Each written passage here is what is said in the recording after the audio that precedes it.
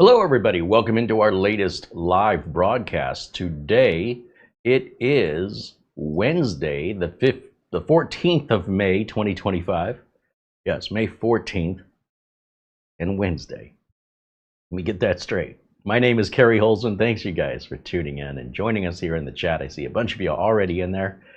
And I see Buster in there saying hello to everybody. And our friend Jose Lopez starts us off with a $1 super chat. And of course, our friend Buster out of Scotland says hello, Carey and Mara and everyone in the chat. All the best from Bonnie, Scotland. Temperature in Edinburgh today, 53 degrees Fahrenheit, which is 11.6 degrees Celsius. Man, we're actually having a cool down here in Phoenix. Only 87 degrees Fahrenheit today. Believe me, I'll be looking back, wishing it was 87 here in a couple weeks. Our friend Mark Gaines joins us from Northern Ireland, says hello with a £10 super chat. Thank you, Mark, and of course Buster and Jose Lopez for your super chat contributions. A great way to kick off the show today because, well, as I'm going through the inventory that got moved over from Studio B, there were a couple of items that weren't that high up on my priority list that got set to a corner and promptly forgotten about. And one is the AOOSTAR Mini PC NAS unit, which is what I have in front of me. And the other is a Latticeworks. It's a router. It's a wireless router with a 1 terabyte RAID array inside of it. And neither one of them are working. And I don't know why they didn't get jostled in shipping or anything, because I handled them myself.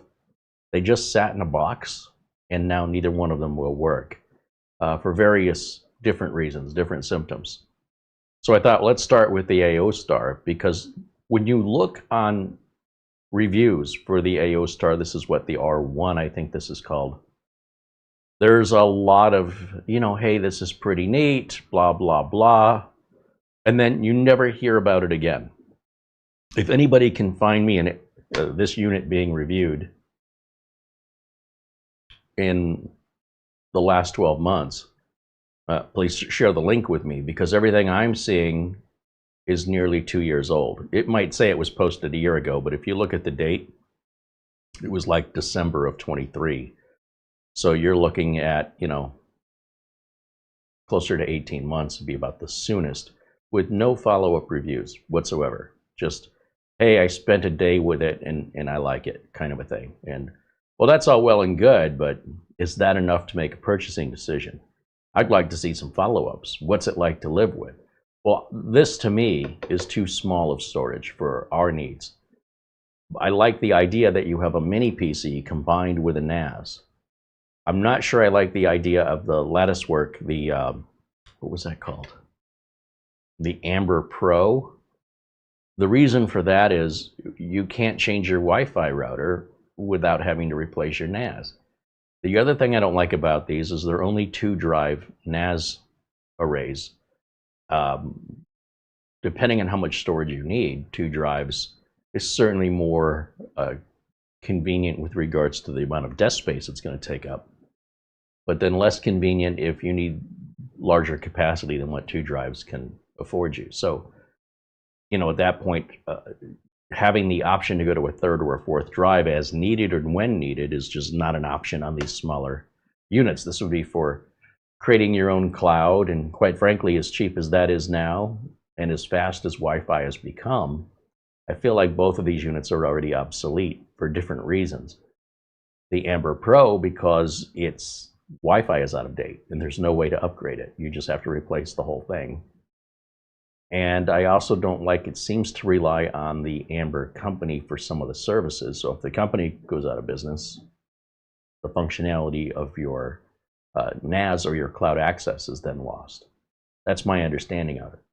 And this is why I talk about, what happens when a company goes out of business, gets bought by another company. In fact, I'm pretty sure Amber Pro did get purchased by another company, R2 Open or something. I'd have to go back and look.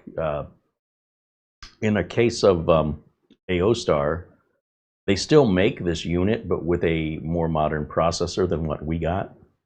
Not that I have any complaints about it. It's just, think about it as a mini PC where the top comes off and then you have drives that can come out of the top, which for some reason they're screwed in. So I don't understand why these open up to remove the hard drives. And I've got some drives in there.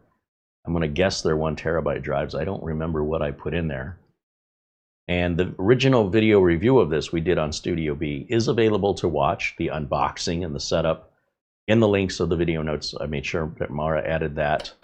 And it's available for all the public to watch. And was previously a members-only video, because traditionally when videos get to be 12 months old, once they go on to month 13, they go into our archive. And the archives are only accessible to our members as a benefit of membership, one of several benefits of membership, and to encourage people to contribute to the channel and for us to give back to them some value for their investment in believing in us and giving us this opportunity to continue on this platform, you know, without succumbing to being beholden to some faceless, soulless corporation that controls what we can do or say, but I can collect a big paycheck. Yeah, I really don't want to do that. I like the big paycheck part. In any event, when I went to turn this on, just to, you know, sorting through inventory, thought I'd update Windows on this. It's going to need a lot of updates. It won't boot. It says no boot device found. And as I was kind of monkeying with it, I thought, you know, I better get a screen capture of this. Maybe Mara can use it in a thumbnail. And it stopped giving me that error, and it goes right into the BIOS. I looked to see what NVMe drive it has or what boot drive it has, and so far as I can tell, it says there's nothing there. So that suggests to me that our NVMe drive has died. Now, why would that happen from sitting in a box unplugged? When I put it away, it was working. It has not been left outside or in extreme environments. It's not been mishandled. It's literally just been sitting. And I have no rhyme or reason or explanation. The same is also true with the Amber Pro. That one has a different problem that, you know, whether it's a configuration error on my part, there's a piece of it that's not working. The NAS side of it does not work. The router side, the Wi-Fi router side works fine. The NAS side comes up with an error that the site cannot be displayed. The web page that you go to configure it will not load. And I can't really find much information online because it's such a niche product. Not too many people have them. And I'm not quite sure if other people have had this problem. But I will save that for a future video so we can just focus on what's going on with this. Assuming we can get this fixed, we'll see about what we can do to find it a new home, because I won't have any use for it. It's not that it's a bad design. It's just not fit. It won't fit well with the needs that I have here running my business. But for a home user, especially casual home user that simply wants convenient access to their own cloud, while at the same time upgrading their router and Wi-Fi, which is not the latest anymore, it's certainly a considerable option. Well, an option worth considering if it meets your needs or your use case scenario. I like the flexibility of a traditional NAS and a traditional router where you can change one or the other without being locked into anything that's been converged into one thing, for this very reason, because as your needs grow, to have to replace the whole converged item, it's a lot of work to move all the data, reconfigure the Wi-Fi and the router. It's a lot to do versus just one or the other. So for that reason, I'm not a big fan of convergence in that way. However, a lot of people don't like the extra cables, the extra plugs. They see that as a bad thing. 2 boxes instead of 1 on the desk is a bad thing. They don't want it, you know, standing out and looking like, you know, some complex nerd hive, but rather have something more elegant and cleaner and wouldn't be as demanding with regards to staying on top of the latest tech. As long as it meets their needs for the next 10 years, they'll just keep using it.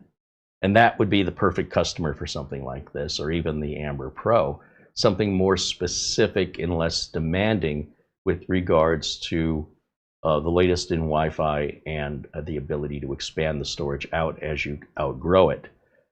A lot of average home users will be tickled with a terabyte of storage, may never use it all. And for them, something like this would be ideal. Now, you can change the drives out, and you could put 24 terabyte drives in here and get this thing to 24 terabytes, or even RAID 0 that to 48 terabytes. And suddenly you get a lot of storage, but you're still going to be bottlenecked through your network. And on top of that, your Wi-Fi is also going to be sort of limited to whatever the Wi-Fi standard was when this came out. But that might be good enough for you. On the other hand, to buy two 24 terabyte drives, you could probably buy 3 of these units. So that doesn't really make a lot of sense to me. So typically, you know, something that's built like this is built to be more affordable and easier to configure, and more for the average person and less for the technical person. It's not built for everybody. And with that in mind, it does do what it's designed to do, or it has. Up until recently, it's done it very well. So those are my concerns, you know, having now had it for a while and looking back on it and how far we've come in just a year and a half or so since we reviewed it. You know, how do I feel about it today? When it was new, it was a neat idea, but now that so much has moved on and this hasn't in just 18 months, how far back does this seem now? And that's really hard to tell if it won't boot. And I don't know if the booting issue has any relation to a motherboard controller problem, a failed NVMe, or maybe a part came loose in shipping. So there's one way to find out. One is we'll turn it on, we'll verify the symptom. Last time I turned it on, it just went right into the BIOS. I think the RAID array is fine, but that's not what we're booting from. That's simply a storage array. We're booting from an internal drive, which I believe is NVMe, but it's been such a long time. We'll figure that out. All right, so this is the power brick for it here, and let's get it plugged in and see what happens. I'm going to need a network cable and an HDMI cable, and of course I am standing on them. Okay, HDMI, and we need Ethernet.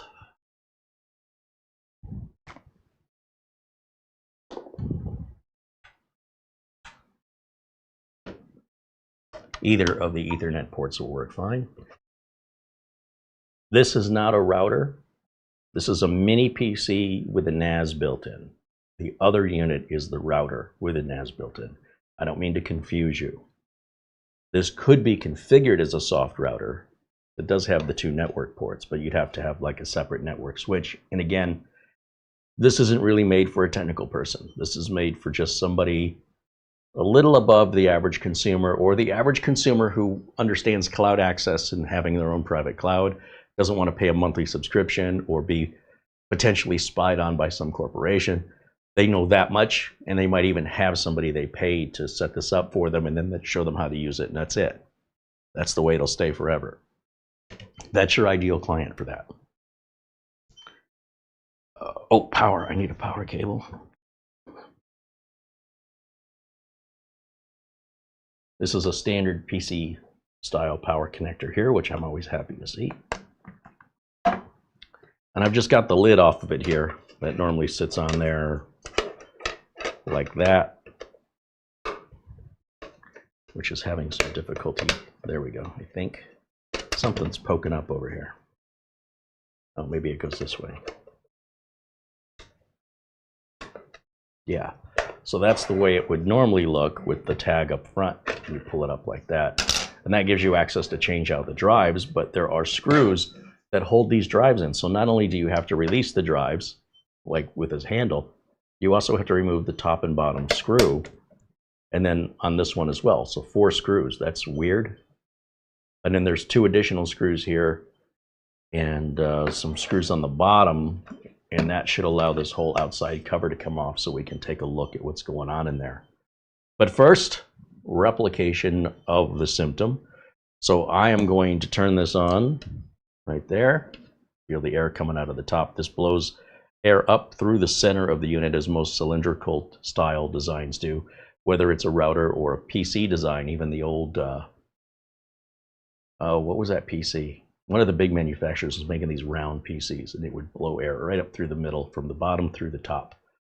Let's go to this input, which is HDMI 3. And right now it says there's no signal. And we'll just give that a second here and see what it's going to do. In fact, let me grab camera 1 and just put it in a corner so we can keep an eye on both. But, you know, clearly by now something should have happened, right? We should have gotten some sort of sign of life out of this. And we'll just give it a minute, give it time to time out whatever it's trying to do, and we'll see what it does. In the meantime, while we wait, let me just take a look over here at the chat room. There's Doman 2000 joining us, along with Patrick T and Bill Sony, Tamuni, Darren Gilholm, Andy Kane, saying hello. There is Frank Jimmy and James Carter, Richard DeFries, Ben Laird, Luke Greenia, and Bajan Guy saying hello in our chat room. I also see Eugene Ildago and Alex Sasso saying hello. Charlie Purdy joins us. And there's John Williams. And YTJ, say hello in the chat. Marsman50.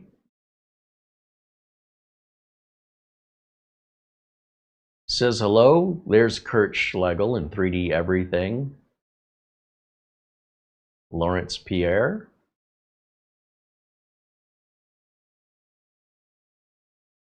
Steve Chappelle.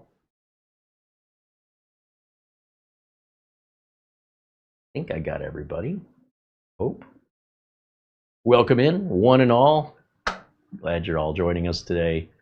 And why am I not getting video out of this?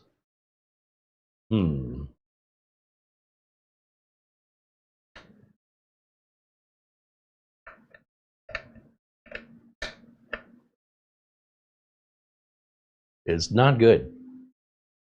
There. Somehow it didn't sense my HDMI cable. Oh, I suppose I'm probably going to need a keyboard and a mouse if I'm going to be moving around inside of the BIOS. So let me grab the keyboard and mouse over here, and we'll plug that in.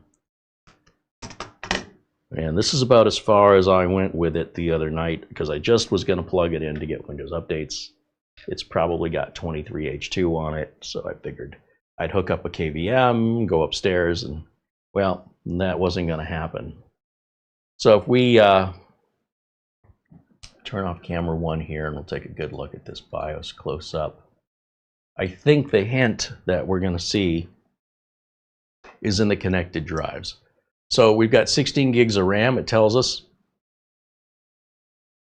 with a Ryzen 5 5500U that has built-in graphics. It sees the two 2.5 gig Intel Ethernet LAN ports on the back. That's what those are. Here under NVMe configuration, it says no NVMe device found, which concerns me because I think that's what it was booting from, that came from the factory with like a 512 gig. If we come over here to the hard drive configuration, we see there are two, looks like Seagate 1000s or Seagate 1 terabyte drives.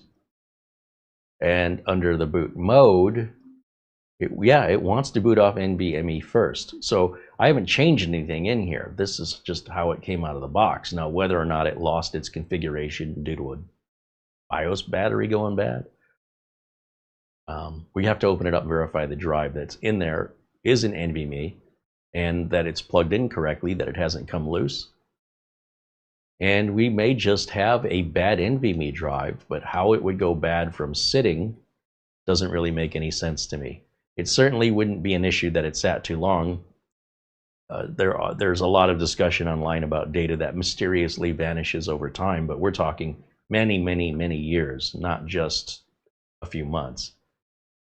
If your data can't be held for a few months without being powered on, there's something else going on, something defective or inappropriate handling or environmental causes that would explain that. But I don't know. I mean, I honestly have no idea. I can't think of any reason why this wouldn't boot. And if I had paid somebody to move it, I could assume they mishandled it, but I moved it myself. I don't know. So I'm going to just go ahead and unplug it, and we'll take it apart and see what's going on in here. And I guess that'll be a good place to start. And for this, I'm going to need my glasses. Now, the great thing about this is I don't have a dog in the race on this. If it's not worth fixing, if something is well beyond my abilities, I think it's interesting. I always like a challenge.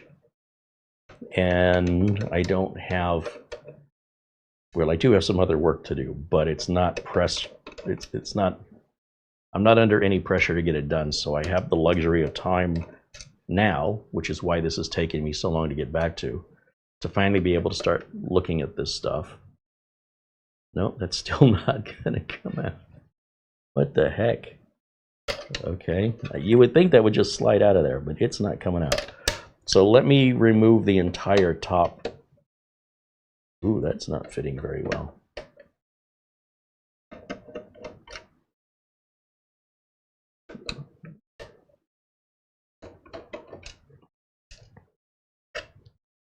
So I've got these 4 screws removed, 1, 2, 3, 4. Now I got to get these 2 center screws out, which I think I'm going to need a wider tip of Phillips number 2. How about this one? The old school classic Carey Holzman driver. Never fails. Beautimous. They all appear to be the same screw, so I don't have to worry about putting them back exactly where they were. That's always a welcome thing in my world. Now, what is going on with these drives? Why can I not release them? Something is holding these drives in. Whatever it is, I can't see it, but I don't understand why I can't just pull these up. So, I think this lid, now that I've got the 4 screws out, you know, I probably should have watched my own video on this to see how I take it apart, but that, I don't know, spoilers. I enjoy figuring things out most of the time. See, to me, instinctively, this should just slide out. And I don't want to break it. Shouldn't require that much force to get it to disconnect. And I don't know if there's any other screws that are potentially holding it in. That would be very weird. I do believe there are screws under the rubber feet.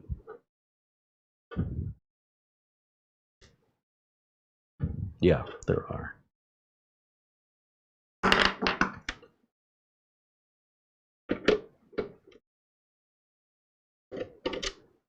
And they all appear to be the same screw. Hallelujah.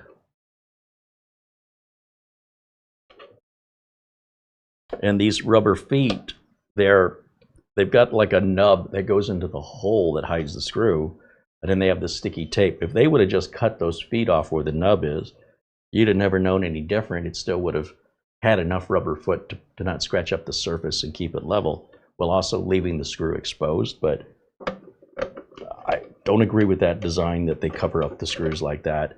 Or if they are going to cover up the screws, that they use a sticky tape, because now that this is nearly 2 years old, I can guarantee that tape is not as adhesive as it once was, and it's never going to stick back as good. So far, they're coming off cleanly though, so it's promising, but it's always going to degrade over time. So if you're getting into this often, it's just a matter of opening a couple times, and you're just not going to have those feet sticking anymore. Then you're going to pick the unit up to move it, and you're going to drop a foot on the floor, and it's going to wobble on the desk. You're going to wonder why. You're going to look down, you're going to see a rubber foot's missing. Then you're going to look all over the floor, trying to figure out where it went. See, this one came off clean. There's no sticky substance on there. It's stuck on this one. So if I don't put this one back on that specific recessed hole, then I'm doubling up the sticky on the others, and this one will just fall out. Basically, there's nothing holding it in anymore. So this clean one needs to go back on this hole closest to me, which on my left, just so I'm trying to remember this, that's my back ports, and this one is the one I'm worried about putting that rubber foot back. Because it's hard to see the sticky substance on this gray bottom here. So that right there is the bottom with the AOOSTAR label.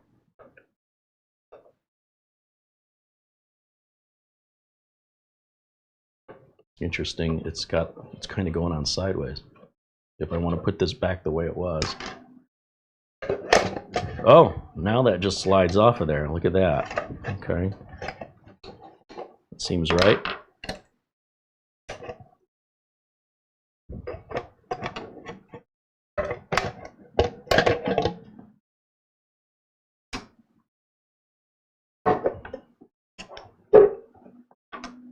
Now this piece comes off.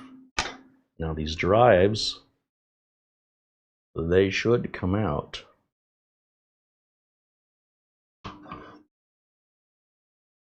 See, they're in there. Something is locking these drives in, which I don't understand.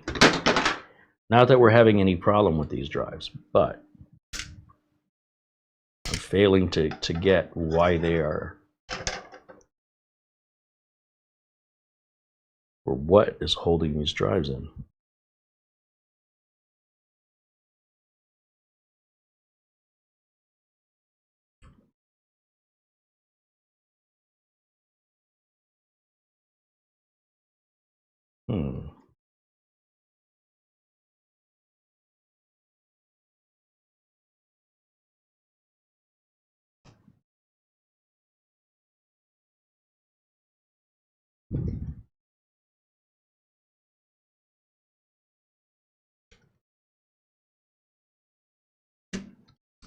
I suppose it just takes a little more muscle. Yeah, these are Seagate 1000 gigabyte or 1 terabyte drives. It shouldn't matter what order I put them back into. And yeah, it should have just pulled out. I guess I was just being too gentle with them. Let's see. I mean, I'm telling you that I'm afraid I'm going to break the plastic, but there it goes. Yeah, it just takes a lot more muscle. That's a crazy amount of muscle that takes. So here we've got, right there's our NVMe drive. I don't know if I can close in on that or not. Let's see. Let's see if this will work. Yeah. So this will give you the full 360 here. That's our CPU and the cooler on that side. These metal brackets normally wouldn't be there on a mini PC. That's to hold the two drives we just taken out. We've got our RAM modules here and here, and our NVMe drive right there. So do we have a bad NVMe drive? I suppose that's question number one. That's your cooling fan that's going to suck air in from the bottom, blow it straight up through the center and out the back, or the top in this case. And I do see sort of an off-brand label NVMe drive in there, which isn't necessarily a bad thing, but it doesn't give me the peace of mind a name brand would give me in that regard. And if I just put my driver in there and take this out, so it's only a 512 gig drive. This is our Wi-Fi card right down here. If we wanted to upgrade the Wi-Fi, we could. Let's go ahead and take this out. It's seated in there well. I don't see any reason why this wouldn't work. Let me grab a spare 512 gig drive, which I know I have a lot of them. Just have to remember where I put them. I think, did I put them in here? Hang in there for 1 second while I look for my stash. Okay, they are not in here. Not in here. Maybe I left them over here. They're all together. So when I find one, I'll find them all. Oh yeah, here they are. Okay. We don't need anything real fancy for this unit. So what do we have that's basic?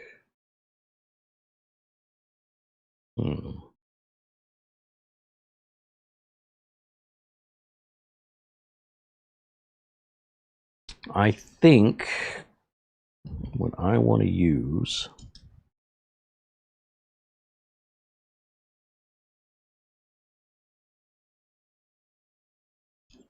we have a Samsung drive and I have an Intel.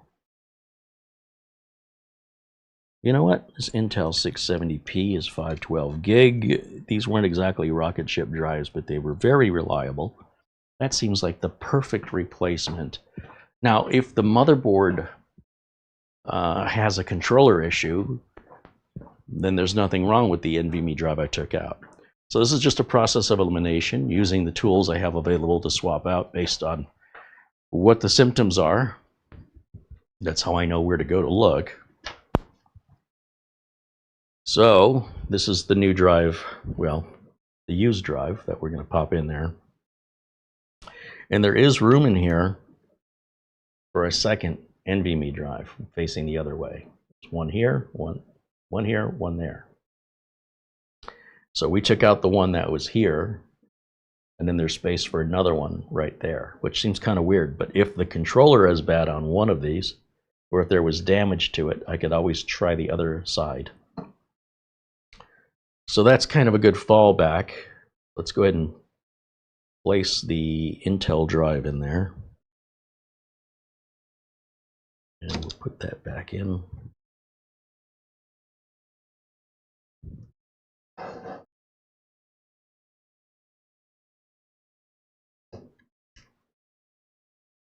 Now, I don't have to put this back in the enclosure to test it.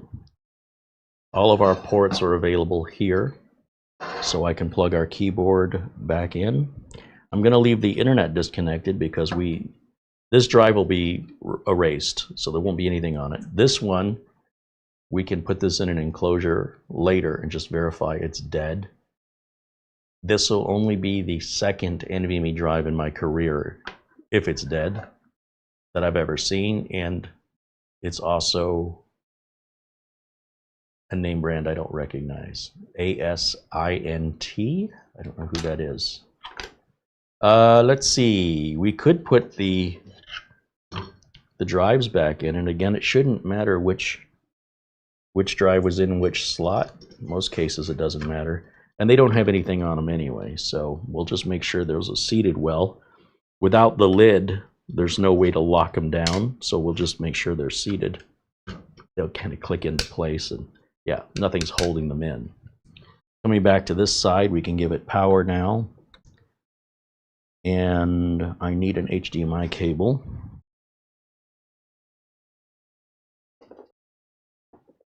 And let's grab Windows 11. This to boot from. So I'll grab my Windows 11, install media.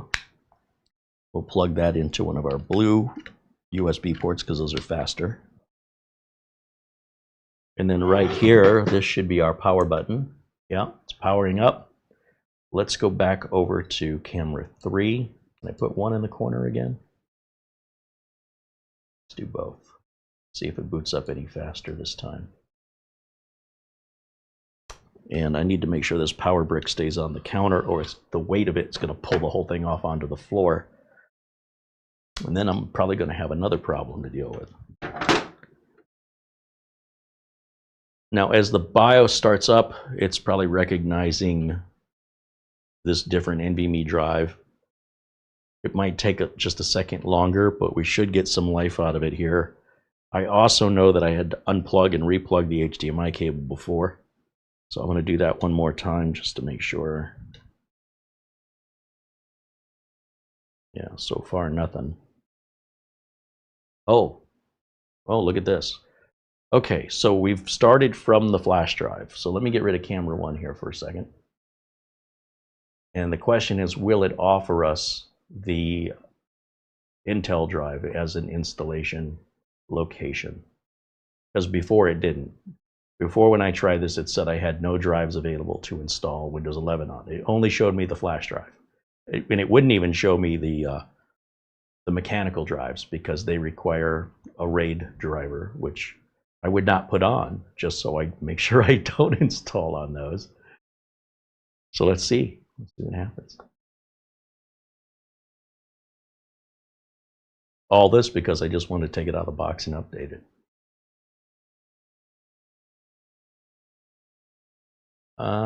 I see disk 2 and disk 3. So disk 2, that is the flash drive. Disk 3 and disk 4, those are the mechanical drives. So what happened to disk 0 and disk 1? They're just gone. Isn't that interesting? Which makes more sense to me, given that seeing a failed NVMe drive in a lifetime is pretty unusual, especially if it's a name brand drive, or unless you're dealing with hundreds of them. The odds of you getting a bad one are pretty slim. Let's see, disk 2, disk 3, and disk 4. I think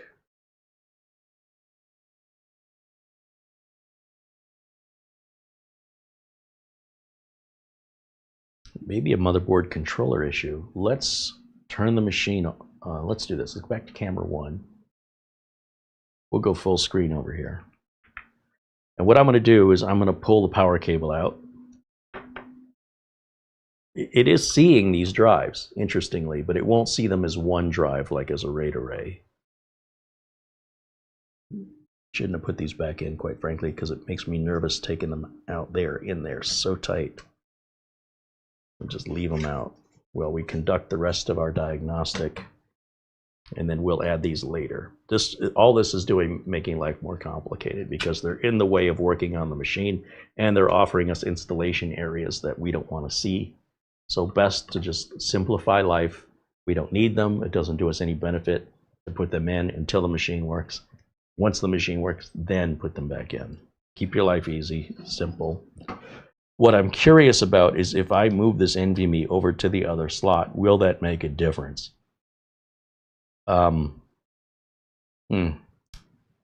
They will run typically on 2 separate controllers. So if we have a controller problem, that would sort of lean in that direction of what the problem is.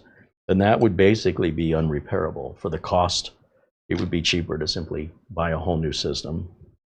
Unless you have that skill set and tools and you enjoy that sort of thing, you could invest your time and labor in cost of tools and talent, which are worth far more. I mean, as far as I'm concerned, you should be working for a living, making some serious money if you have that skill set, instead of staying at home, wasting it on just little fun projects around the house, where you could be benefiting businesses and communities around you while also profiting.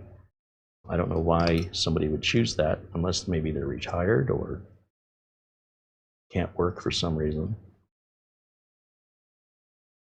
There's a selfishness to it. It gets under my skin. But there are valid reasons why somebody might be in that situation. All right, so all I'm doing here is just moving the NVMe drive from the slot it was in to the neighboring slot. I'm curious, does that make any difference? We'll give it power, turn it back on, and we'll go back over to our HDMI. Actually, I'll just put myself in the corner again so you guys know we didn't lose video. I mean, it started up way faster that time. Did you notice that? That's interesting. So I can get rid of camera 1, and let's go to next, next, agree, next.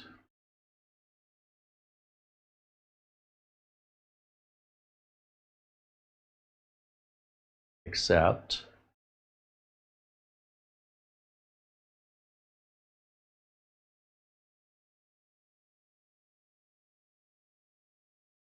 Let's see what happens.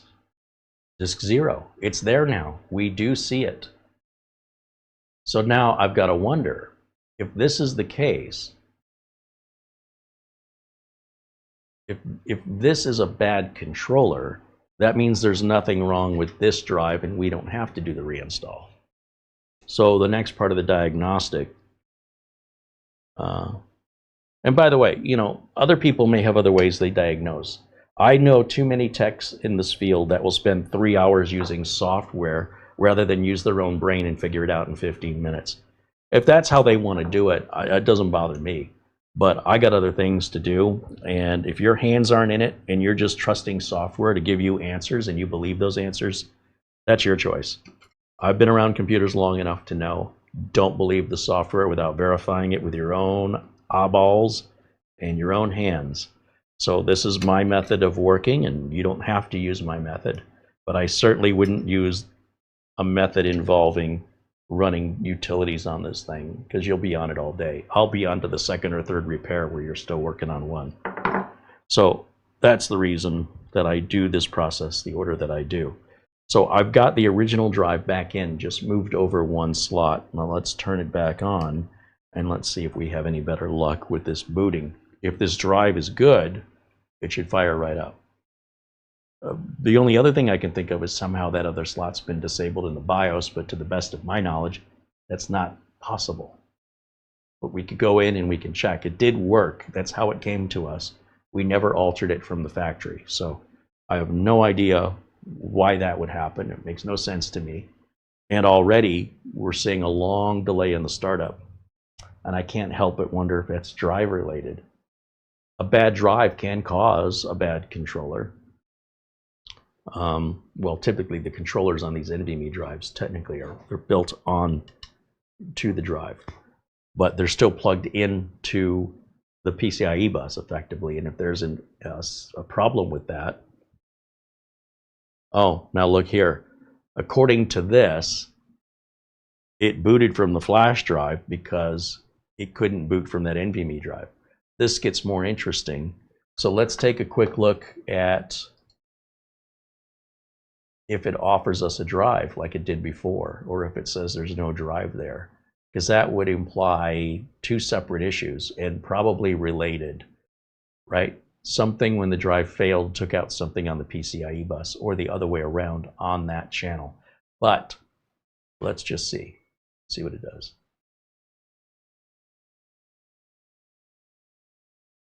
And yeah, all it shows is the flash drive. It does not show the NVMe drive as an installation.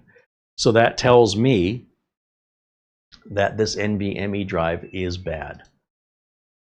Something clearly wrong with it, because we just had the Intel drive in that slot. It's very strange. Usually it's one or the other, not both. For that to be both is pretty severe. And that would be, you know, if it's the slot, that would not be fixable. On the other hand, if we only intend on ever using one slot, how would you know any different?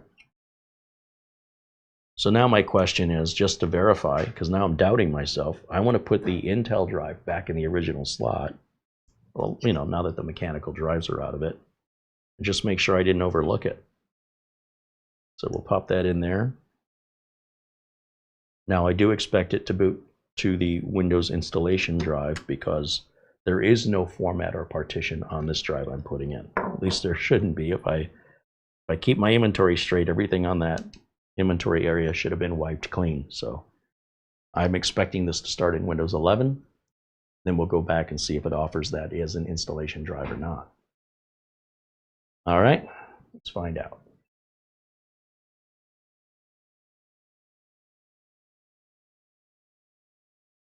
Next, install 3. Next.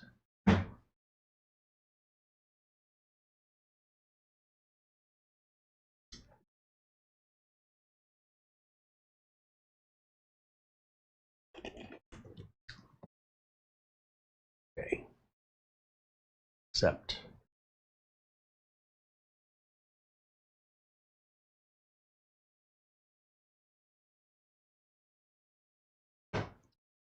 And yeah, it sees it just fine. So it is in fact a bad NVMe drive. That's all it is. Maybe I overlooked this before. So let's go ahead and do our install. So I'll click next. Now I can't remember if this had Windows 11 Home or Pro on it. Oh, apparently the product key is in the BIOS because it's already automatically selected Windows 11 Home without asking me. So that's fine. We'll keep the product key that's in there. And we'll begin our Windows 11 install.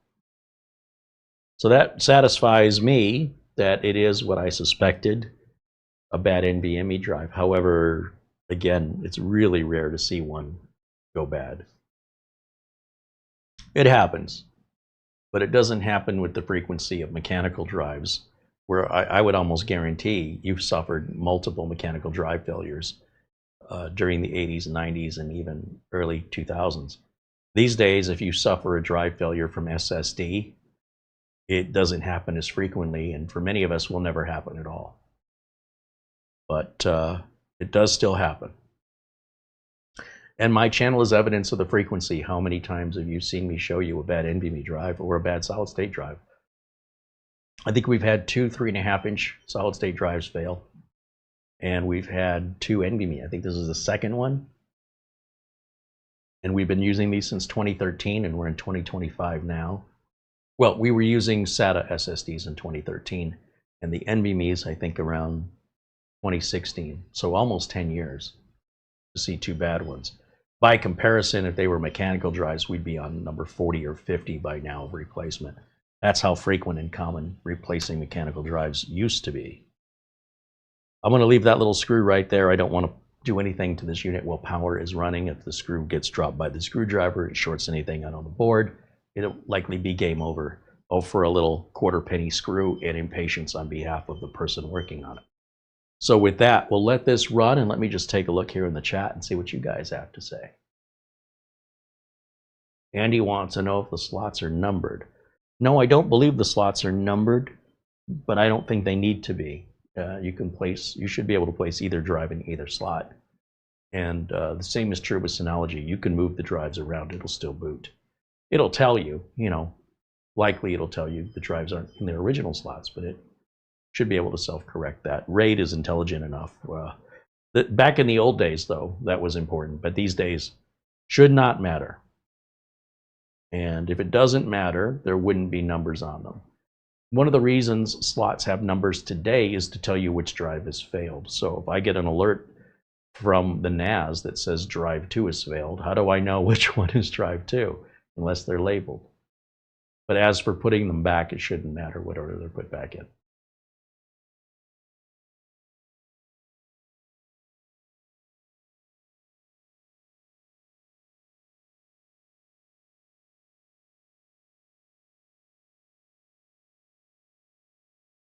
So what we'll do is we'll get Windows 11 installed.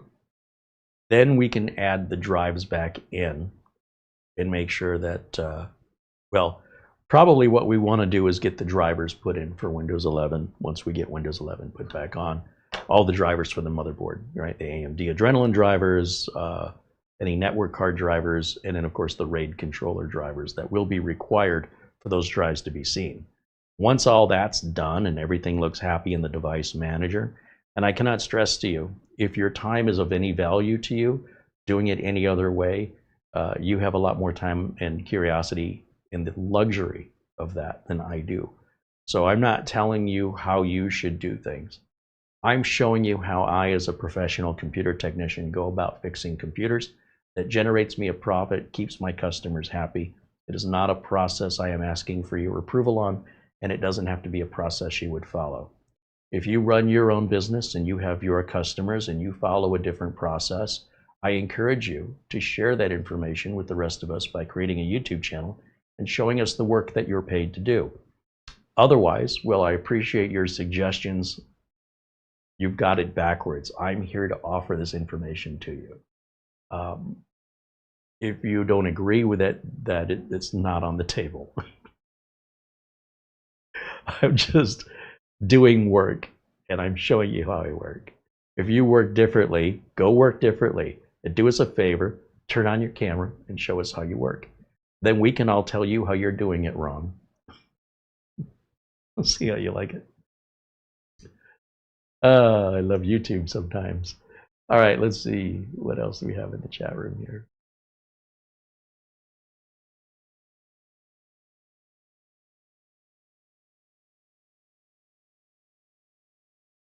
Let's see.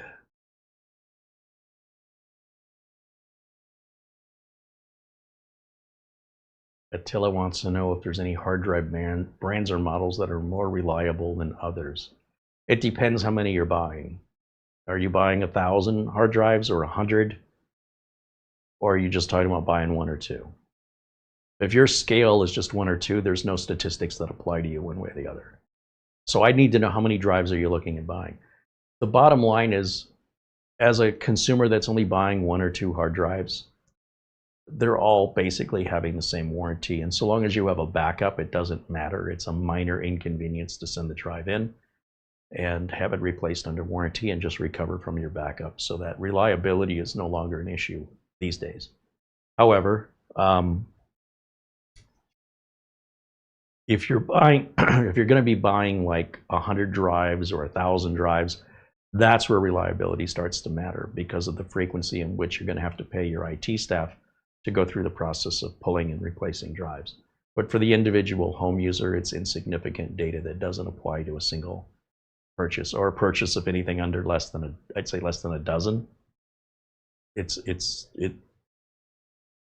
There is none, basically. There is no more reliable drive in a purchase scale of that little tiny sample amount. But that's what your warranty is for, and that's what backups are for, and that's why it's not an issue. It shouldn't make a difference to a home user. All right, let's turn the camera off for a second so I can see the whole screen here. I do appreciate your question, but we got to keep it realistic about why we talk about reliability rates, and it very much these days has to do with scale. Now, when I finish this install, we'll see where the device manager is at with regards to how many things are missing, and then we'll see if we can go to the AOOSTAR website, find those drivers. I'm hoping this should all be pretty straightforward. We're not going to connect to the internet, and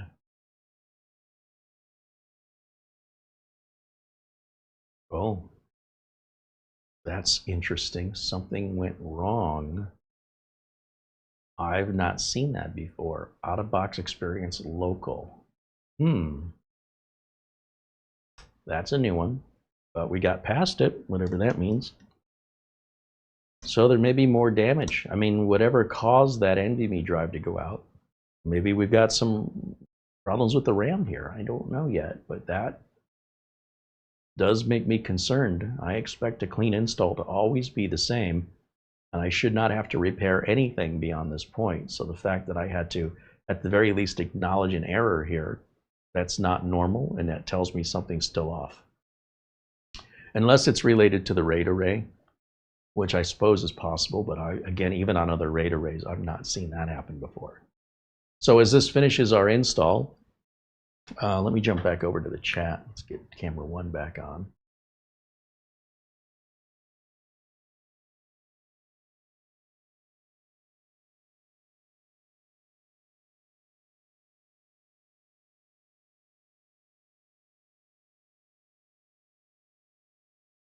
Luke Greenia says he wants to move his RAX75 to the garage as an access point. Looking for something to upgrade my Nighthawk RAX75. So Luke, what is the problem with the RAX75? Are there like dead spots that it's not covering in your house? Or is it just too slow? Is it unreliable? What is the end goal you're trying to achieve? I might be able to help you out there. Okay, we made it to the desktop with any further unexpected results, so that's good. And I'm going to go ahead and take my Windows 11 flash drive out of here, and we'll put that back in the drawer. And I'll just put the screwdriver away for right now so I don't accidentally knock it into anything. Now let's give it internet, which I don't know if those Ethernet adapters are even have drivers loaded. If we go in the device manager, I know we're going to see some stuff. Oh yeah, see the Ethernet controllers there.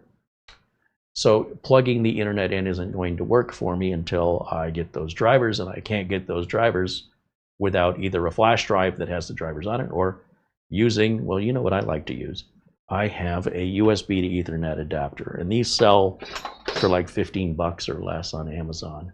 And the driver's built right into the adapter that's included in Windows 10 and 11. So as soon as I plug this in, the driver auto loads, and then I use this, think of it as a spare tire. It's just a spare Ethernet adapter just to get the drivers for the built-in Ethernet adapters, and then I don't need it anymore. For you at home, you may never need something like that, but if you work on computers for a living, it's a very valuable tool to have in your toolkit, and you will use it often. And for 15 bucks, it never expires, it never goes bad. It's a solid $15 spent, in my opinion. Now we can see down in the bottom right, we just got an IP address assigned. So let's go ahead and hit Windows Updates, and we'll see if any of those drivers commit automatically before we go hunting any individual drivers down. I want to try and get what I can that's provided from Microsoft first. I don't want to work any harder than I have to. I like to turn a couple of these options on here. That just keeps me up to date. And I also like to make a few other changes, such as, getting rid of this little icon here. It looks like we're in 4K. Everything is way too tiny for me. So let's see if we can change our display settings. Right now, we cannot change the display settings because we're using a generic driver. Windows Update will replace this for us, and you will see the screen go black and come back again once or twice when that happens. Then I can come back in here and this shaded out box will be available to us. So if you see that, it's because you don't have the right driver installed for your graphics card. Just an FYI. So when it comes to like getting rid of that little cartoon icon, I just type in search permissions and I scroll all the way to the bottom under more settings. I turn that off. I also want to check our power saving because I don't want the screen going to sleep on us while we're live. So edit power plan is what I want here. And yeah, see, it would go off after 5 minutes. I'm going to change that to 3 hours. That way it won't turn off on us and then I wonder what just happened. And that's close enough for now, I suppose. And we can go back to Windows Updates, which have been updating in the background this whole time. You'll see right here, it's been installing. So we'll let that continue, and while we're waiting, I suppose I can right-click on this Xbox and uninstall it. And I can right-click on Outlook and uninstall it. Oops, I didn't mean to hit cancel. I knew it as soon as I clicked it. And let's get rid of LinkedIn, like that. Yeah, I think that clears that out nicely. And we'll just give this a couple minutes to do its thing. And yeah, if you have questions or comments in the chat room, be sure and let me know.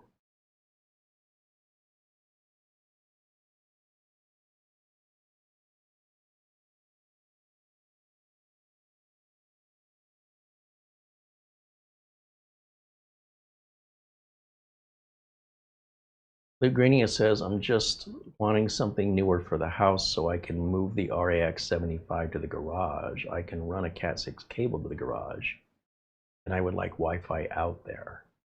So the Wi-Fi is not reaching the garage.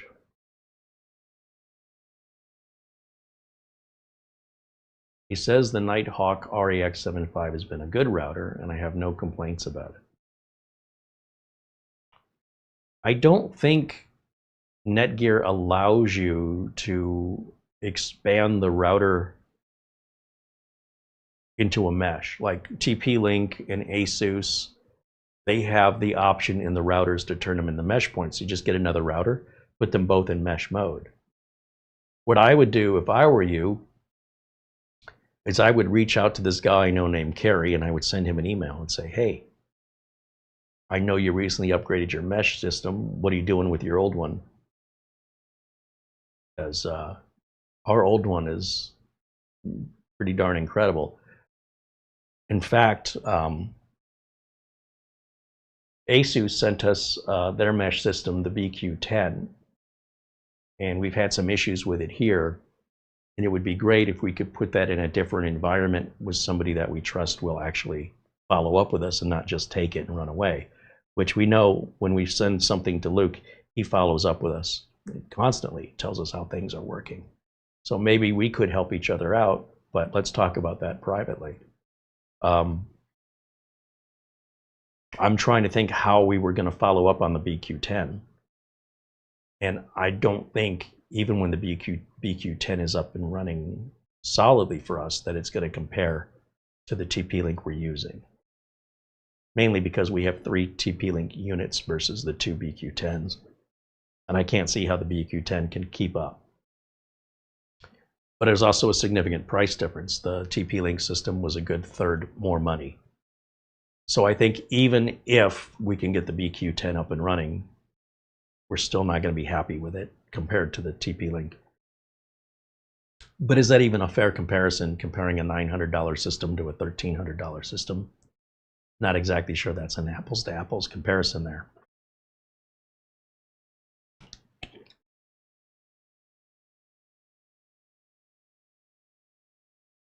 Phil Stott said Netgear allows you to run in access point mode. Yeah, so the problem with an access point is you need to get the signal to the access point, right?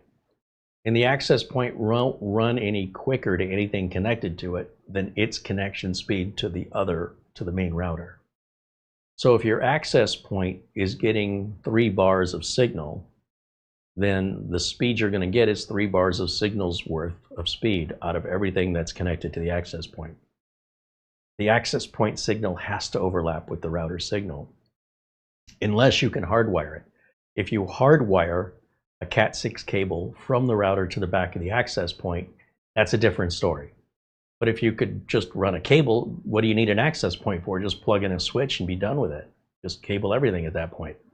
So the answer to that is a mesh router, particularly a tri-band or a quad band, where it's not using one of your bands for the 2 routers to talk to each other.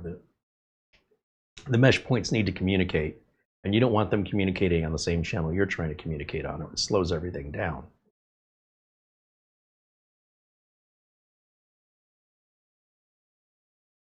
Phil Stott said, the BT10 has been in use by me since you introduced it. He does not have a single problem with it. That's awesome. And, you know, we wouldn't have reviewed it if we thought it wasn't going to be good. We just had trouble with it. And we were planning to get back to it. But honestly, with all the construction we've got going on and all of the work that we spent fine-tuning the TP-Link routers, it's a lot of work to undo all of that, to set up a new system, which we've already done, and then end up not being able to have some control we once had or having the reliability. We had an email into ASUS support on it. Now, the unit's been off for a while. There's probably been a couple firmware updates that might just solve the problem for us. But, you know, putting it into a real world use case scenario is always the best review, where somebody is living with it day to day.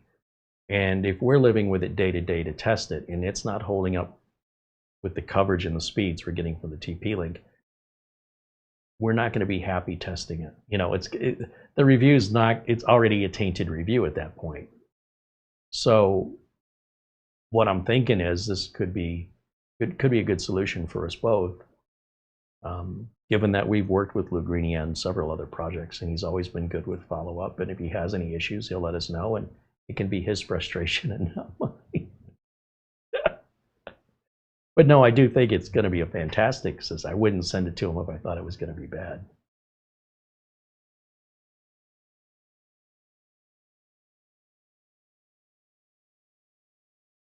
Jin said he said he ran a cable to the garage.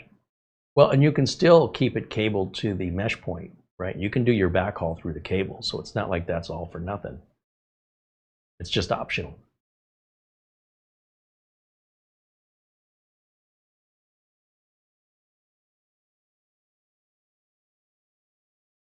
T-Money said, when I upgraded to the Deco Wi-Fi 6, I now reach my ISP speed of 500 megabytes per second. 500 megabits per second? Megabytes. Yeah, we're hitting 2,500 megabytes on ours. So that'll give you an idea of the speed and the price difference and the reason, why we might show a little more intolerance to something lesser than what we have. We're pretty demanding on it. And we're hitting that 2,500 wirelessly.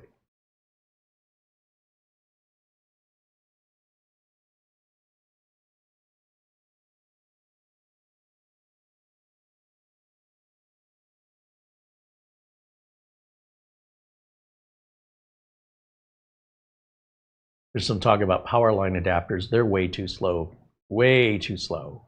But if you're in a situation where you can't run a cable and you're not going to buy a mesh system and you don't have real high-speed demands, it's a plug-and-play solution. It's solid. It does work well, but it works much slower. But that may be all you need. I don't know what you need, but I would definitely be pulling my hair out if I had a power line system in here.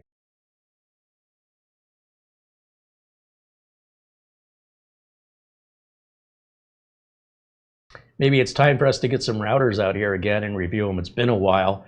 We do have a number of routers here, including a few of the nice TP-Links like we were using over at Studio B.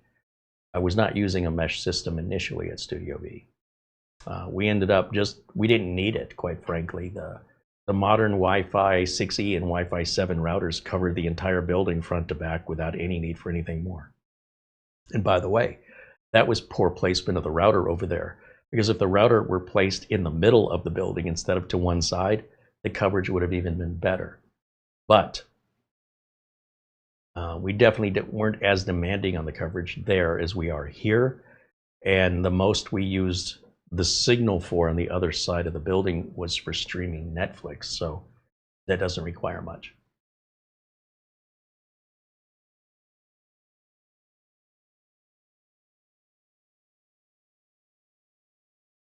Marsman50 said, don't forget to check optional updates.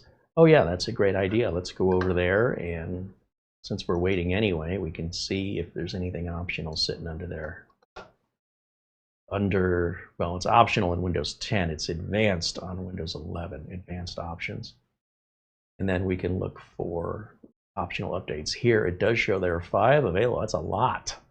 Wow. Okay, we'll just check them all. But what I was trying to say is optional updates will appear right here, right underneath your regular Windows updates on Windows 10. But on Windows 11, it's not so obvious. You have to first click on Advanced Options before you will see any optional updates. And you will see optional updates, and it'll be followed by a number, which hopefully for you says 0, and for me just said 5. So good tip there, Marsman50. Thank you for reminding us to check that. And it looks like we got one more install happening. This is an Intel Bluetooth. Oh no, it's still doing Intel drivers right now.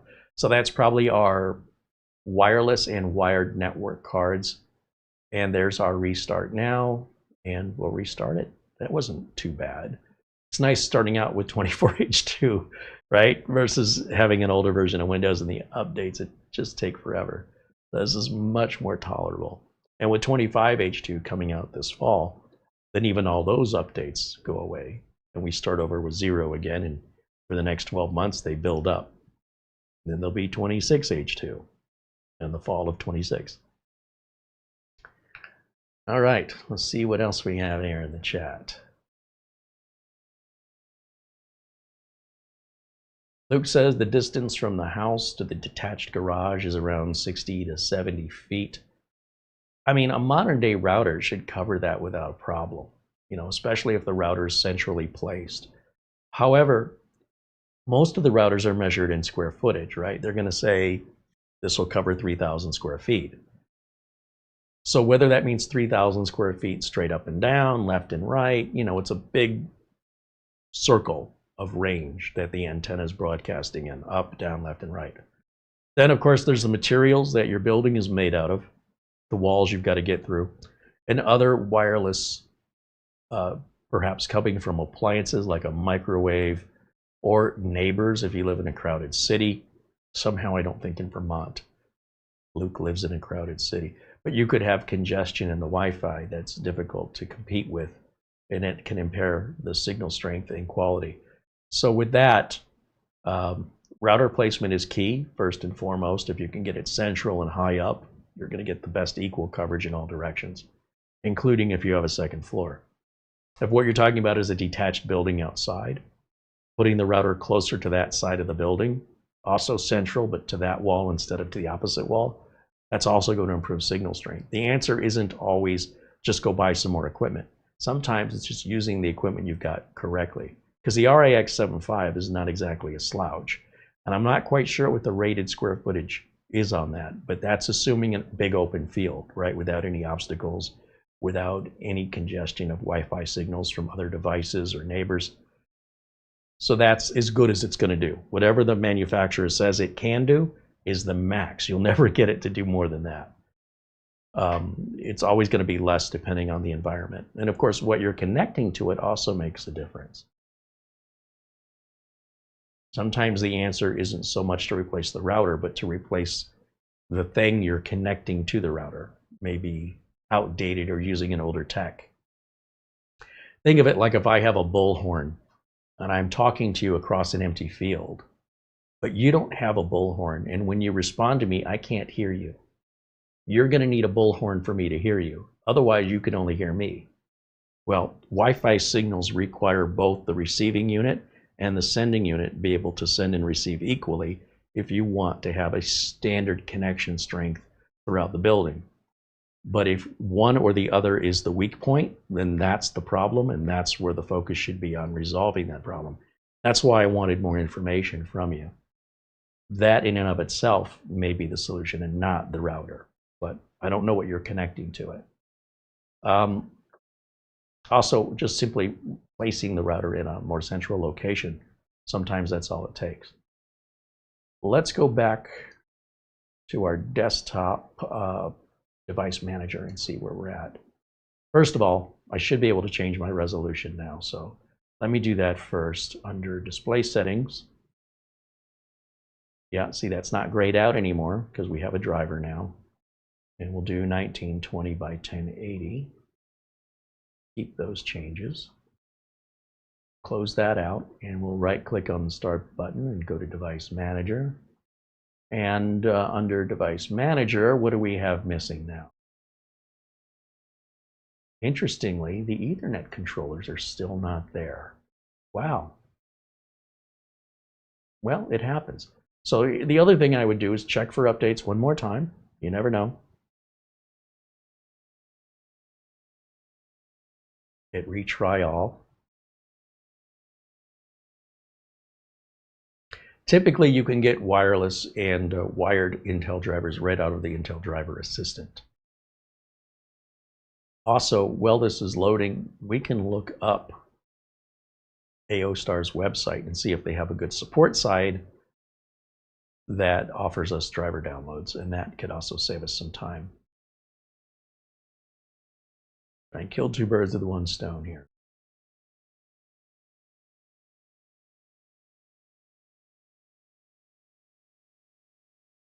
So we're going to go to AOOSTAR, and this is the what, R1? Is that what it's called? I can't remember what this is called. And we'll just type driver download. Let's just see where that takes me. Drivers and systems. There we go.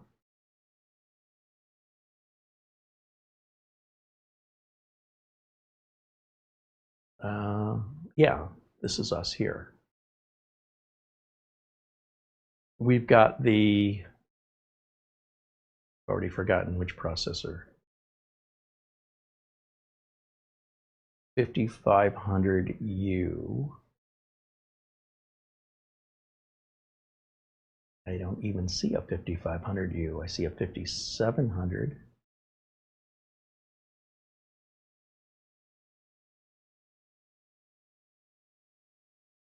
Well, look, at least they have a site.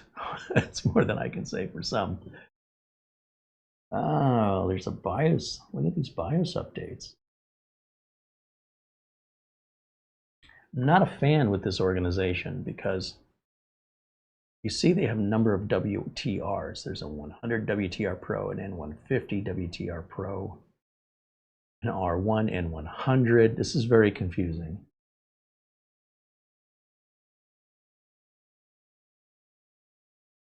Let me read the bottom of the piece we took off. Model is R3. Oh, it's an R3. Okay. Well, there you go. Do we see R3 in here anywhere? Certainly nothing under the BIOS for R3.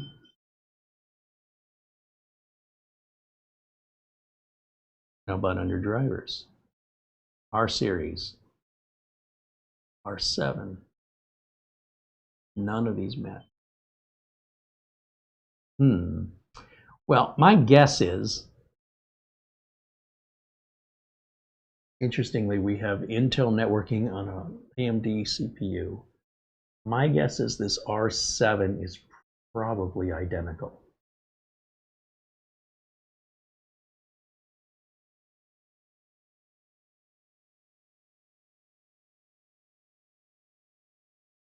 Let me just do a Control F and look for 5800U.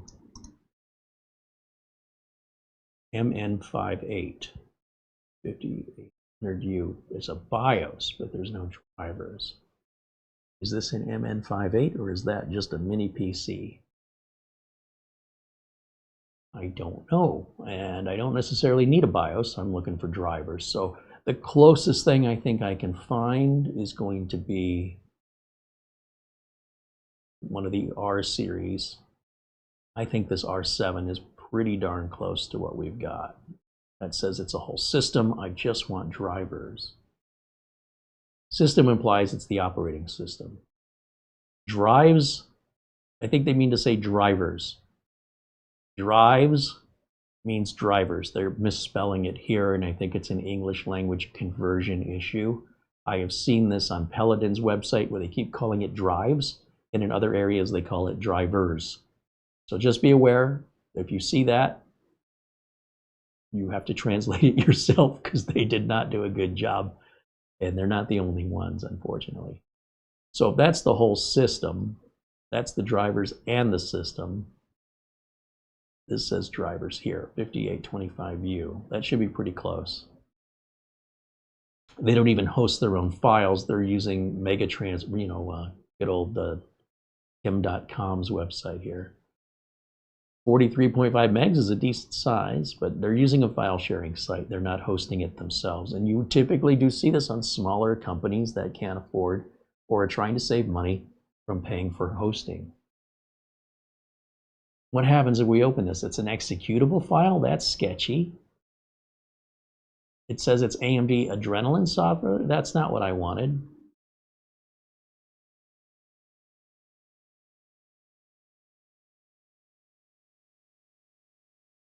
Well, AOOSTAR is leaving a lot to be desired here, and this is what it's like, to live with it versus you get it already set up from the factory, right?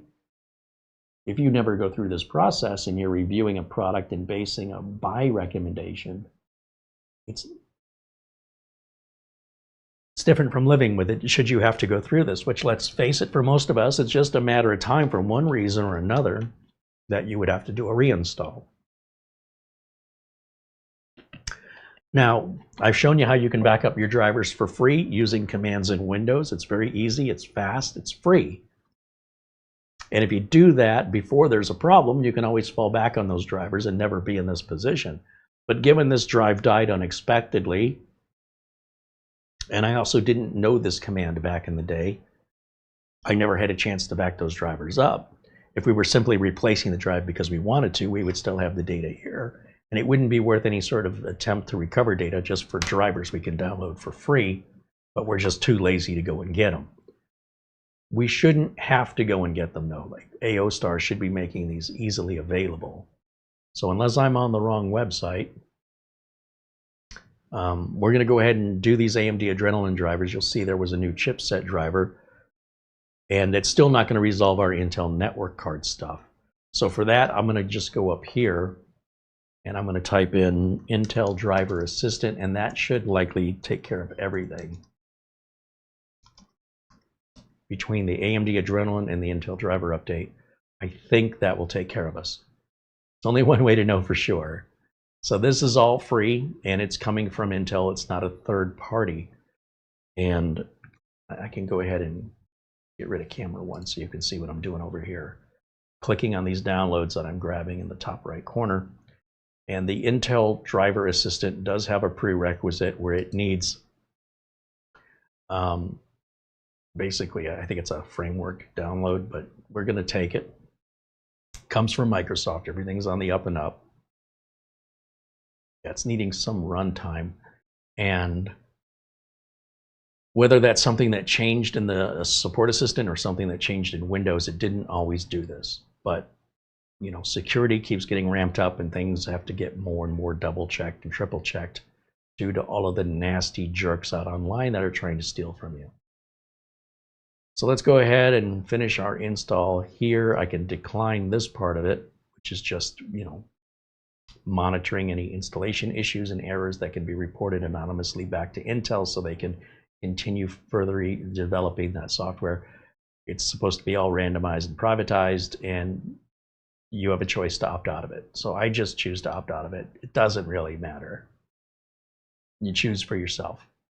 Now, it's a pretty small install. We hit launch, and it's going to open another browser tab. We can close all these other browser tabs. We're done with them. In the meantime, did our AMD Adrenalin software finish? Yes, it did. Oops. Try that again, but I'll click finish this time. And then we're going to get in there. Yeah, we're working the heck out of this machine right now. You see the delay. So usually do one thing at a time, right, if you want it to be more responsive. But I think we also had Windows updates going, didn't we? Already forgotten that. Where are we at? It says I'm up to date. We'll check it one more time. So while that's running, we should also see the AMD Adrenalin software pop up here. And we have the little Intel driver update in our system tray as well.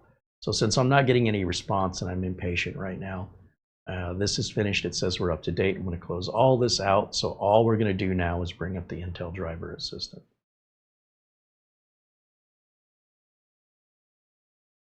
Yeah, that came up a lot faster. Let's refresh the results because I want to see the network card drivers offered. Let's see what it comes up with here. Nothing. Nothing. That's fantastic. All right, so it tells us it's an AMD 5500U.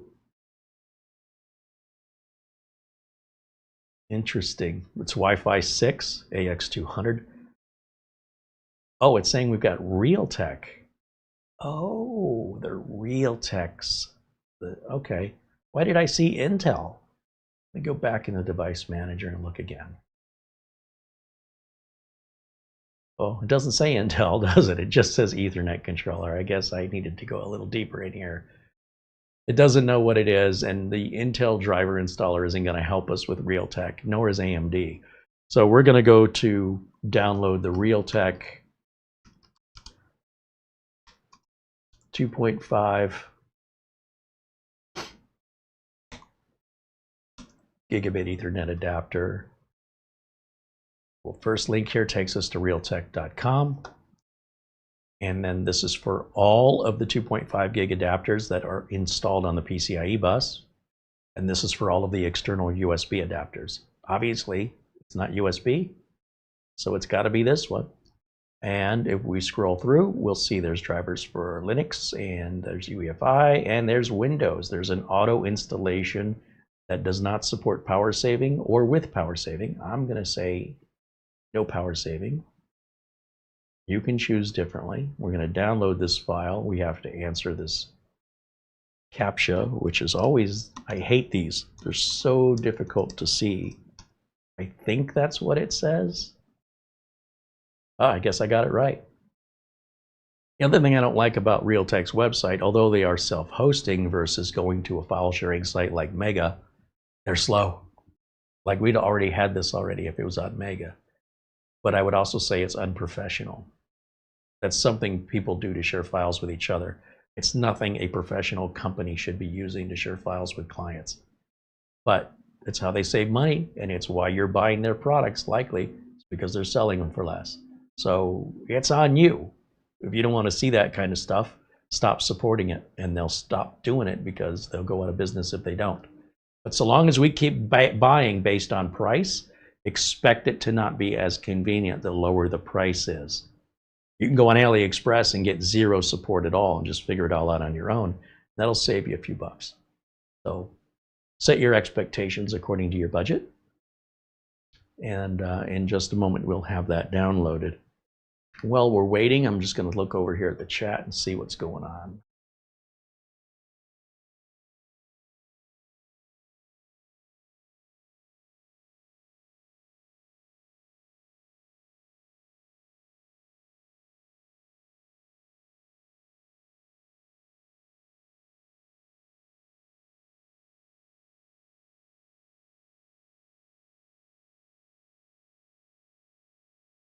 Stealth Mode joins us and says hello.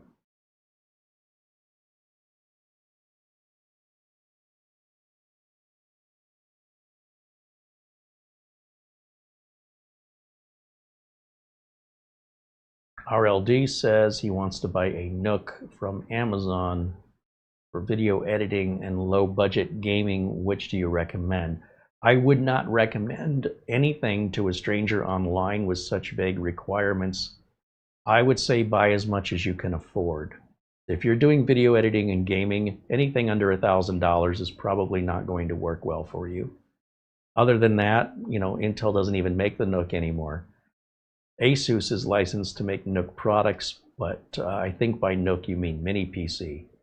I usually need about a 60 to 90 minute phone consultation before I can do any recommendation of that level.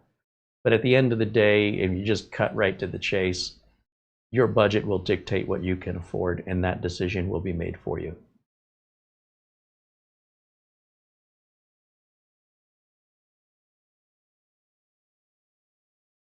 Video editing generally requires a workstation such as the MS-01, A1, or A2, or even the new X1 AI Pro.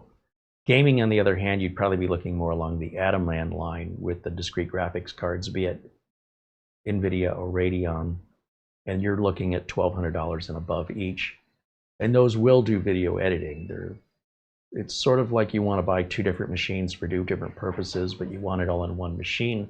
So you have to buy the one that's the most expensive, that does the one task, the most resource intensive task, which in your description is gaming. There's 4 tiers of computers. There's budget. Well, there's 5 tiers. There's budget, there's the middle, there's the high end, there's workstation, and then there's gaming. Pretty much nothing gets more expensive for consumers than gaming PCs. So you can just take the fact you want a video edit right out of your request. That doesn't matter anymore. If what you want is to be able to do gaming, then what you want is a gaming PC. You go to the highest, most expensive tier of all the tasks you want to do, and it'll do all the other tasks beneath it with ease. If you take the gaming requirement out of it, there's a lot of computers that will do video editing, but what kind of editing you're doing, and you know, what are the length of the videos, what's the resolution of the videos. Even an N100 will do video editing. Question is, how much performance do you want to get? How fast do you want it to go? And how complex are the edits? And what software are you using? So something like DaVinci Resolve will work on an N100, but you're going to be there a while. Unless you're just making little 10-second clips, in which case it's probably no big deal. So it's just not an easy question without a long conversation to understand what it is you need it to do or expect it to do. And most importantly, how much money you've got to spend. In most cases, the amount of money you've got to spend, it won't matter what you want to do if you can't afford to do it, or if that's the best you can afford. The money, the budget that you have is pretty much going to tell you what you can do versus what you want to do. So just keep all that in mind, and do your research, figure out what's going to meet your needs in all of those variables. Now that we've got the Realtek driver, it should be easy enough to simply open this file. It's a executable zip file inside of which is an executable, so I should not have to extract it. Should be able to just double click on it and begin our Realtek install. Then I can close all these other windows out. We're done with them. Hit next, install, and that should put the driver in for both network cards since they're both the same. There they go. So if I got a message saying, you know, you don't have the hardware for this driver, then I know I've downloaded the wrong driver. So if I try to run this software again, it's going to tell me I've already got the driver. Do I want to remove it? Do I want to repair it? Do I want to repair, remove, or reinstall? Well, actually, I think reinstall is a... But anyway, the fact that it's coming up the way it is indicates we've got the right driver that's installing. It says here, for example, the Realtek network controller was not found. Very interesting, because it was doing fine right up until I said something out loud. But let's look at the device manager, regardless of what it says. And no, we, for some reason, still don't have a driver here. That's pretty interesting.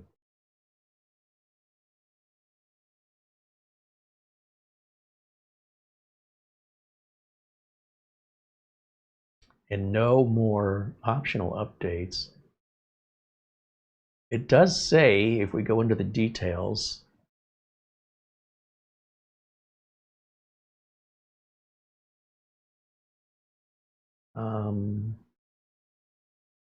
under the hardware ID, it should tell us what we got in here.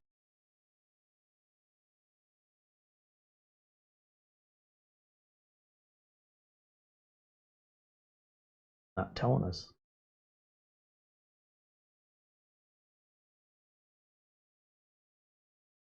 You know, the only other thing I can think of is maybe those are, so we know they're not Intel. They've got to be Realtek. And Realtek has two different sets of drivers that are internal, either the 1 gig or the 2.5. So maybe this one only has the 1 gig adapters. I'm just surprised the driver began to install and went that far. So let's go back to Realtek. And let's look for the 1 gig drivers. We're going to go back again, www.realtek.com. I'm going to go over here now and look for the 1 gig drivers. So this says this covers us for the entire series, 1 gig, 2.5, 5, and 10. Well, that's probably what I should have downloaded to begin with, but that's going to be a much bigger download. So let's go back under to Windows, Auto Installation. It's only 5 megs. It doesn't seem right. This isn't the same file, is it? Well, there's one way to find out, I suppose. I'll hit download. Do this stupid thing again.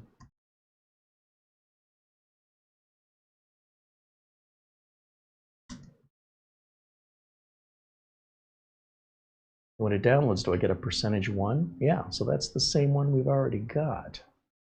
Well, the plot thickens. So there's one more thing I want to do, which is I'm going to cancel this since it's the same driver. Yeah, same exact file name, same exact thing we've already grabbed. Let's close this out and reboot it just to see what happens.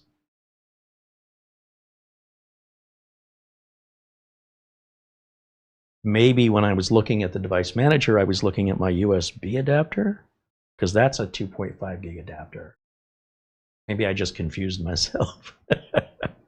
Usually, I'm going to keep saying usually, the network adapter driver, regardless of who makes it, is the easiest one to locate and install. So everything's backwards today. Also, I'm noticing the manufacturer of the RAM is listed as ASINT, the same as the NVMe drive on the AOOSTAR. So whoever that brand is, they're making memory and storage. I never heard of them. Let's go back to our device manager just to make sure nothing's changed.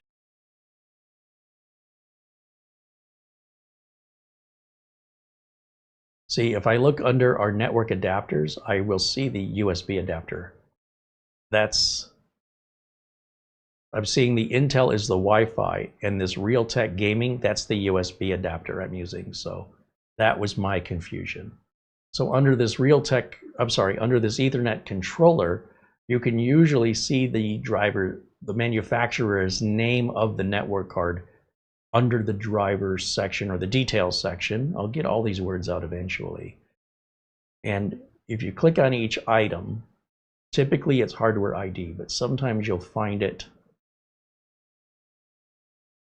hidden in here, like display name.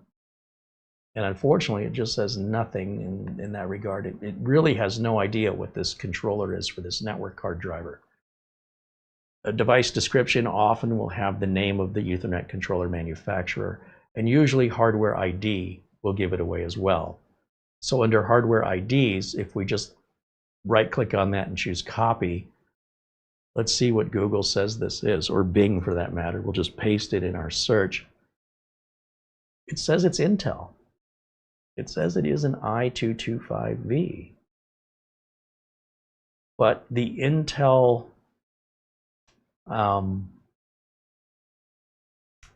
driver installer, for one reason or another, the driver assistant, I would have assumed is going to see that, and it doesn't. We'll refresh the results, let it look one more time. Obviously, the card is enabled in the BIOS, or it wouldn't even show up.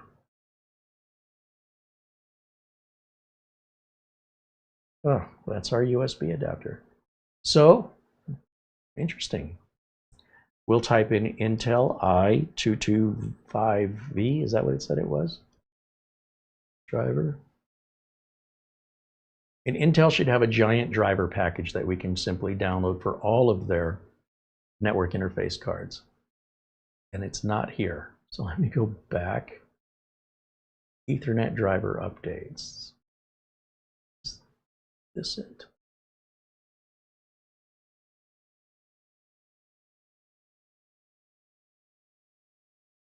Okay, they said it's available. There it is. We want to make sure we're getting it from Intel.com.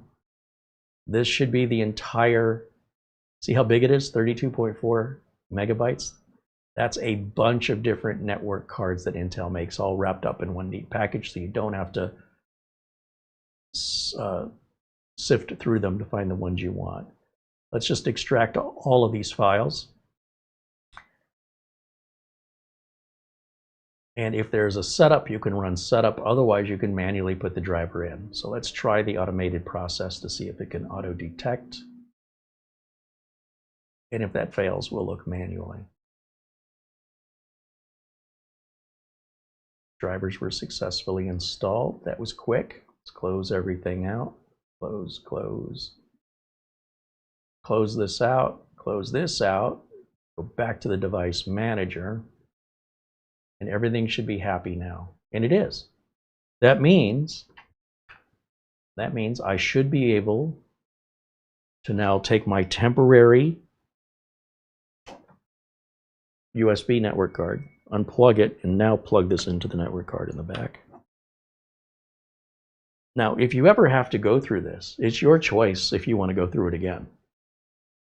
Once you've got your drivers, you can export the drivers into a folder called drivers and back that folder up somewhere off the computer, onto a flash drive or onto your network attached storage, and then know where you put it. And then if you're ever in this situation, you just go back to that drivers folder, reinstall everything, you're back up and running in a fraction of the time it took me to just locate everything.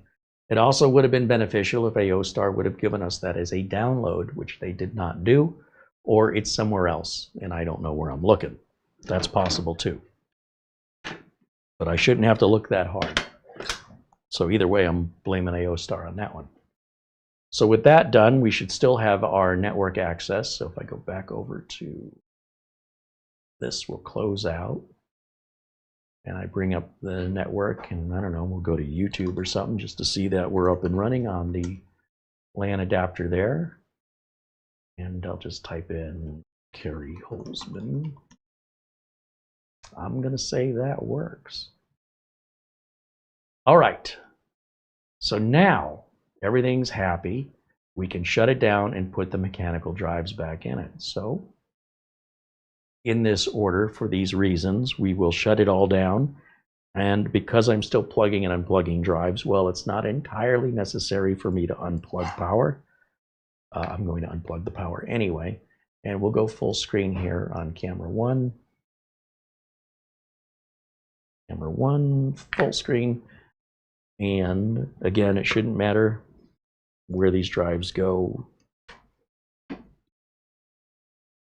but we're probably going to need a RAID driver, but we'll see what happens first. Because I haven't changed anything in the BIOS. I haven't reset anything. It might have reset on its own if the CMOS battery died, though. Well, let's just see what happens. Before we try fixing something, let's verify something's broken. Okay, so in theory, if all we had was a bad NVMe this whole time, nothing else should need to be modified, unless we're missing a RAID driver on our new install, which would make sense. Let's find out.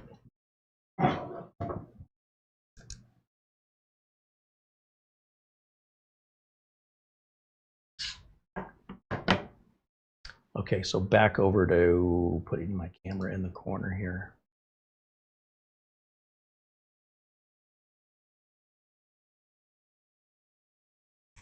Our friend Buster's calling it a night.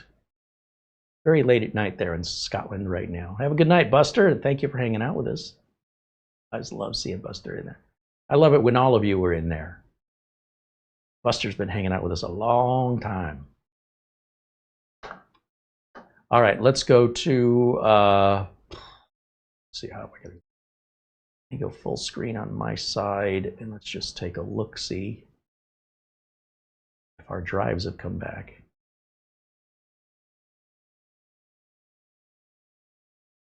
Storage space, 1 terabyte. Okay, well, so here's the question. Is it seeing one of the 2 drives and I don't have one seated all the way down? Or is it seeing them in a RAID 1 array? Because that would make sense to have it be a RAID 1. Let's do disk management, I guess. See if disk management sees 1 or 2 drives there.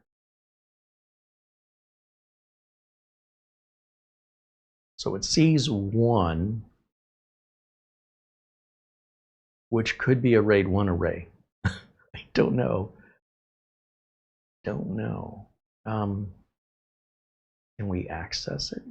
Because normally if it's half of a RAID, well, if it's RAID 1, you'd still only, this gets really confusing. Let's do an AMD RAID driver, just so I could bring up the AMD RAID software. Because I'm going to need that to see the status of the RAID array on an AMD-based RAID array. Except AMD RAID driver. So that's what I need. So there's the driver and the RAID Expert 2 utility. That's the utility I want. So likely I need both of those. Now where do I get them? This says the package contains all of this. Okay, where's the package? You have the package? Yeah. Procedure, RAID drivers never to be uninstalled, Where is the download?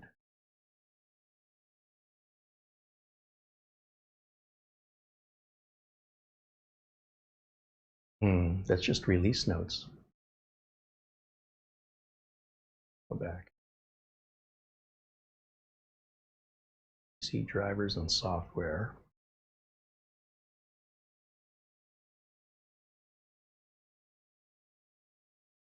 And I am on community. I don't want to be at the community.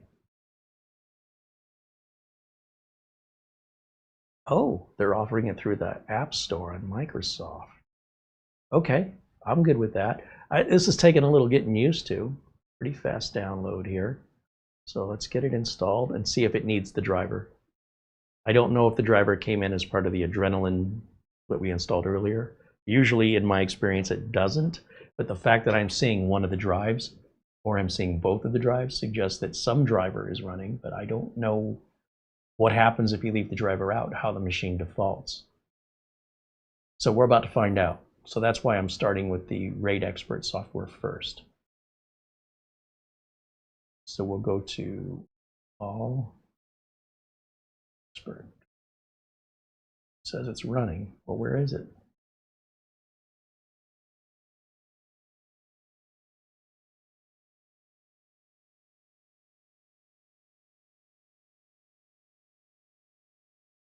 This is just the regular Adrenaline software. I just wanted to see if it was in here for some reason, because it's telling me it's running. Oh, I see.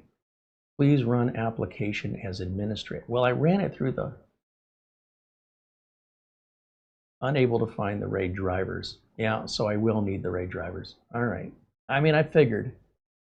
So let's do another search. AMD RAID drivers. Visit the website for the latest driver. Right. This is what's taking me to. Like, why is this not clickable, AMD? Why is this just basically a text file?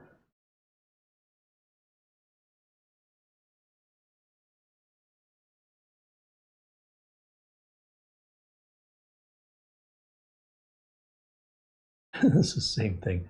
Why are we going in circles?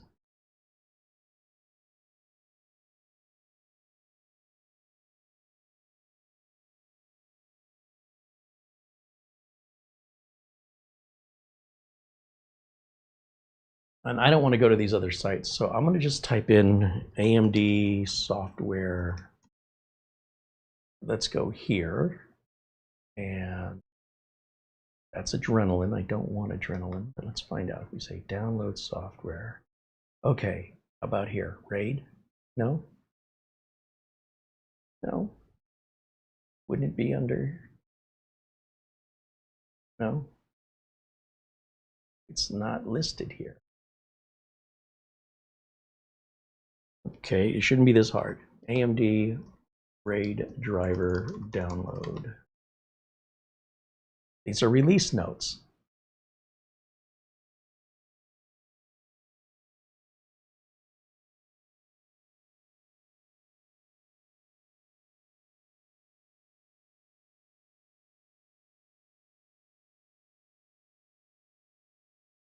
Well, I might have to just grab it from a site I don't want to grab it from. So 930. This is sketchy. I don't like this one bit. But TechSpot is reputable.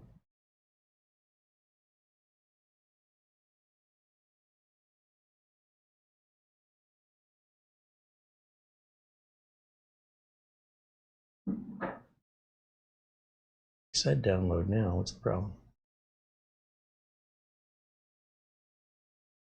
Did it download? I'm not seeing it. Yeah, no, it didn't. It's not downloading it. Let's clear this out.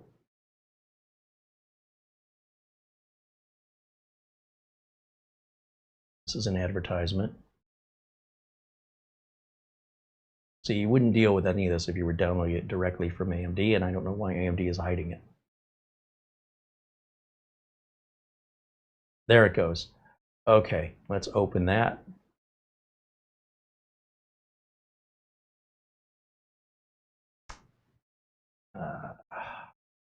Here's the problem.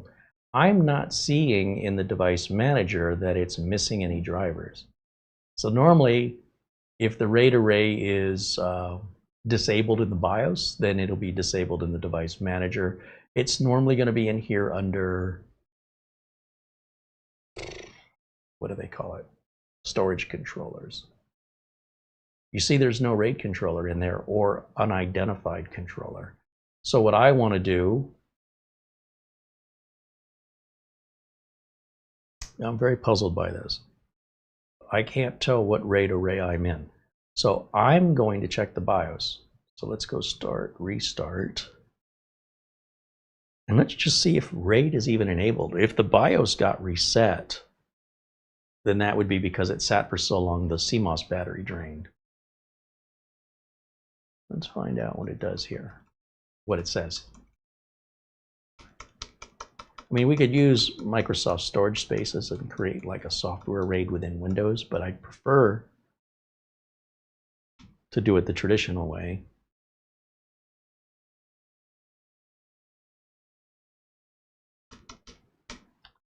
Hitting delete, I'm getting no signal. I'll unplug the video and plug it back in again.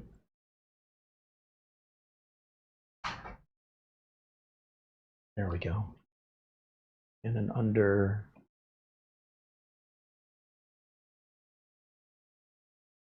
onboard PCIe, it's fine.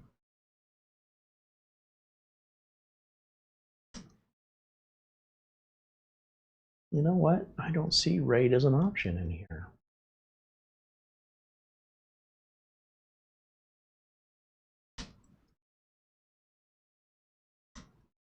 It's definitely not going to be a USB thing. It's not a network stack or an NVMe thing. Onboard PCIe. That's where I think that's not it.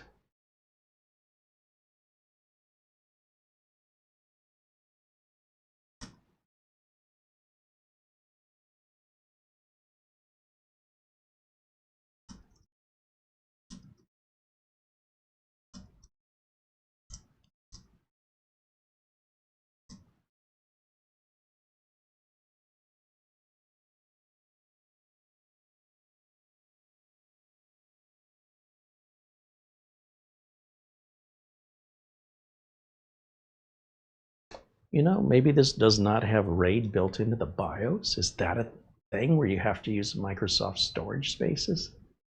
Is that what AOOSTAR did? I'm very confused right now. More so than normal.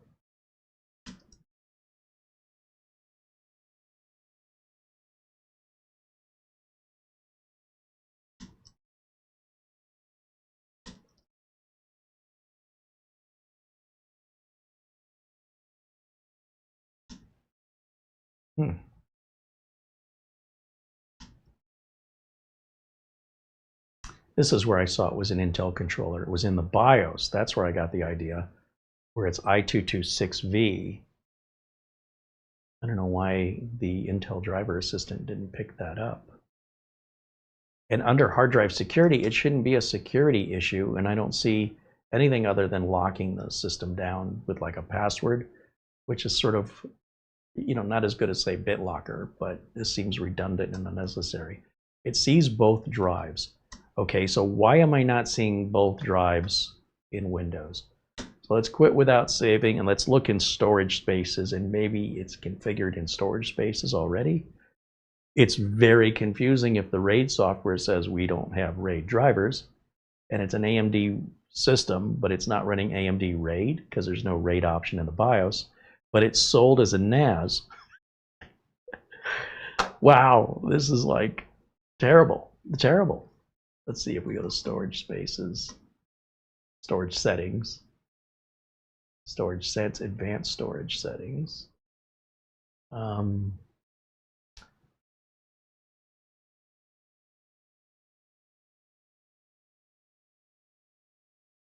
Storage pool.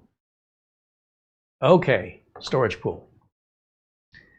It says physical disks, drive 1 and drive 2.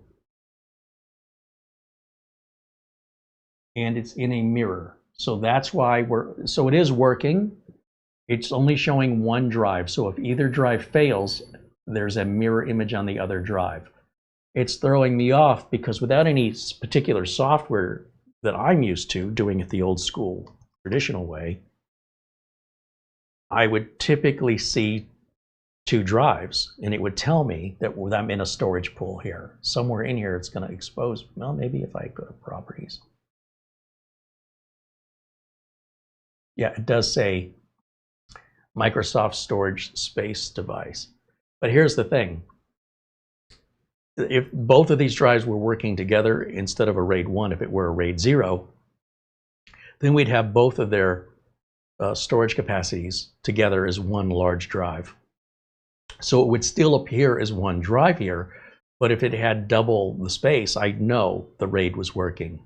But because we have the space of one drive and the other drive is just a mirror that you can't see, I'm trying to figure out, like, how do you tell? Where does it say? It's very well hidden.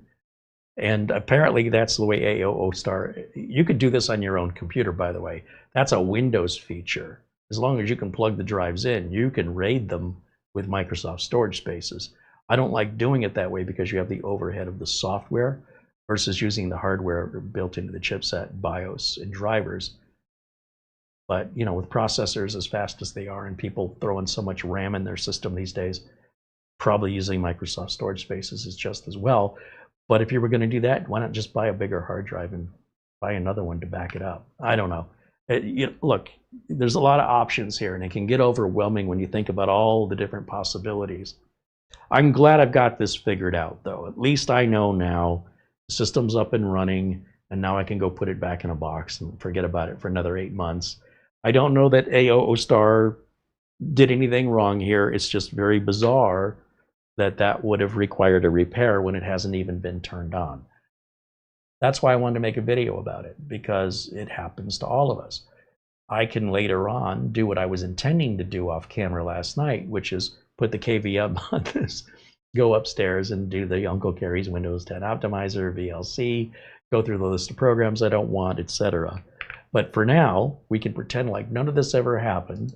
It's fixed. It likely won't ever need to be fixed again. Like I said, getting a bad NVMe drive is pretty unusual. I have no doubt that if I put this in an enclosure and then plug the enclosure in, it's not going to see anything. And I can verify that as well. So first, before I go much further here, let's unplug everything. And let's just carefully put it all back together. So I just realized I have left a little M.2 screw out. So I need to take these drives out again. I think it's this side.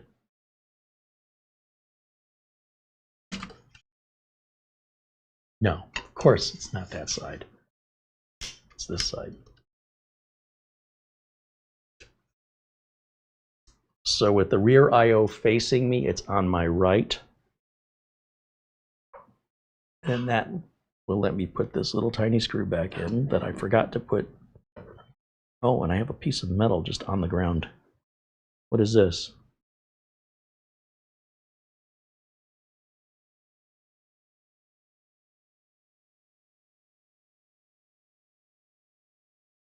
I don't know what that is.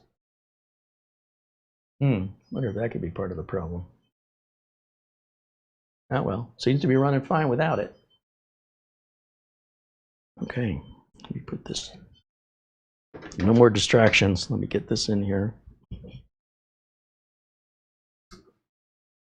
That back on. So both NVMe slots work fine. We have no controller issue. Let's see.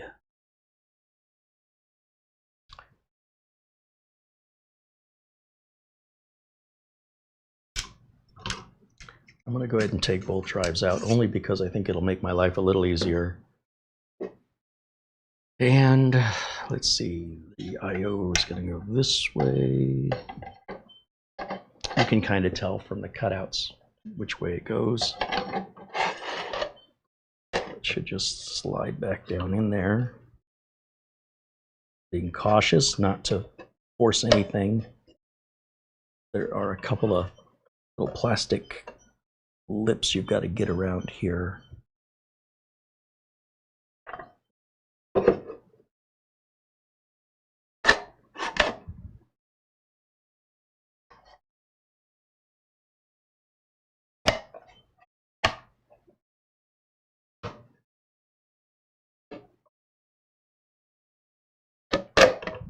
Goes.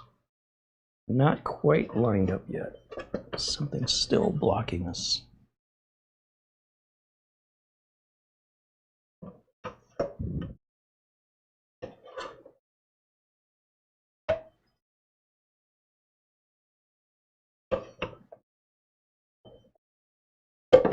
There it goes. Right there. Okay. Now all those ports should line up. Wow, it doesn't. It's not inspiring confidence. Let's see, if this is the top, then this would be the bottom this way. It's awfully loose.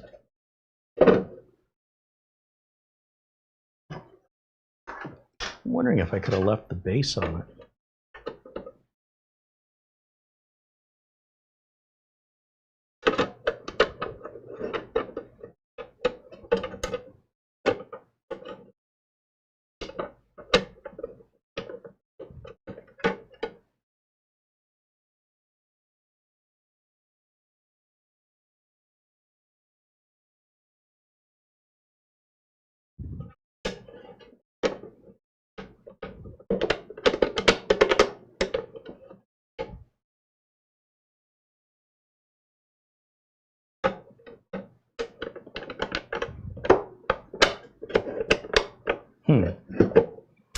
That's an interesting idea, Carey.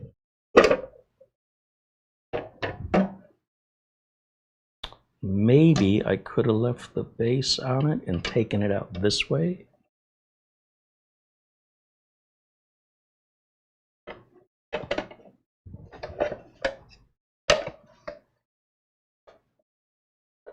Because this is definitely putting it together the hard way.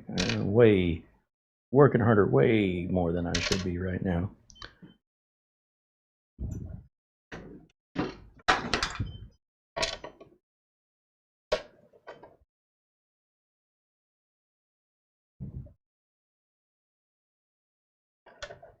I don't think that's all the way through.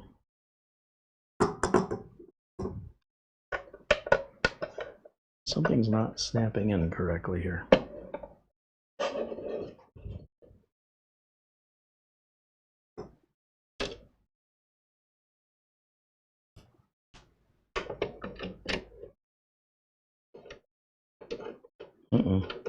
Not reaching.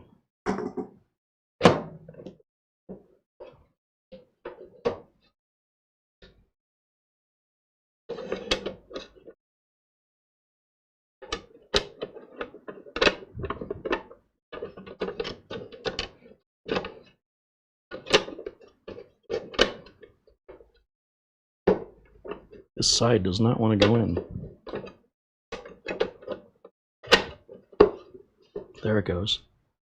Okay, but now the bottom is sliding through. So clearly, I think it's pretty obvious I should have left the bottom on it. I thought it had to come off. But if I can get one of these screws to bite in there, it should hold it in place so I can get the others in.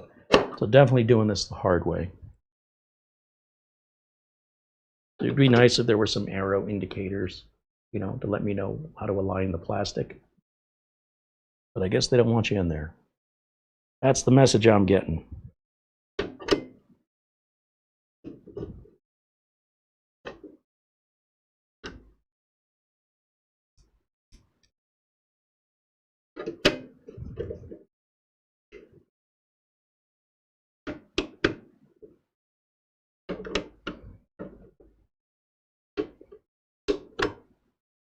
Okay.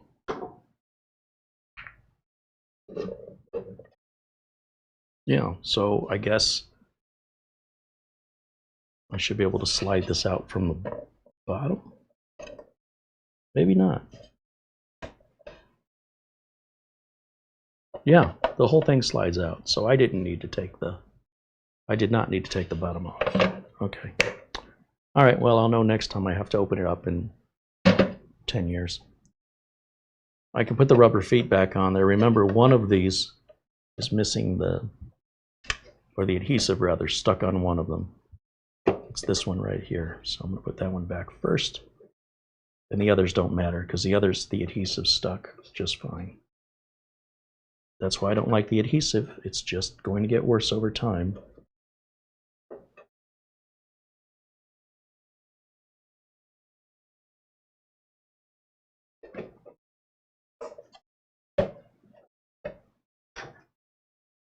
And I don't think it matters if this goes on this way or this way, does it? I guess it depends where you want the pull tab to come up from. Should the pull tab come up from the front, or should the pull tab come up from the back? I think it should come up from the back. I think that would look better. And if I can put it in either way, that would be my preference. Something's really got a hold of it here. Turn it around the other way. Will it fit? Seems like it's happy either way. So if that's the case, then we would put this in like this. And that would mean when I had it apart, I didn't put it together. I mean, I don't know. I'd have to go back to the video and see how it shipped. Did it ship with this in the back, or was this in the front?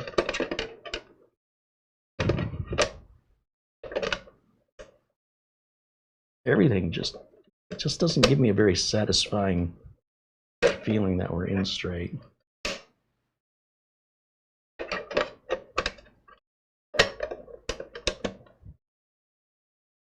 Don't know why. Maybe this isn't all the way in.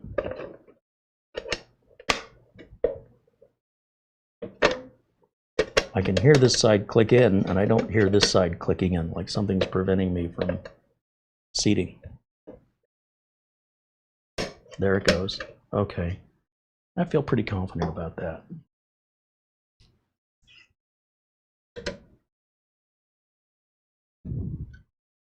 So in theory,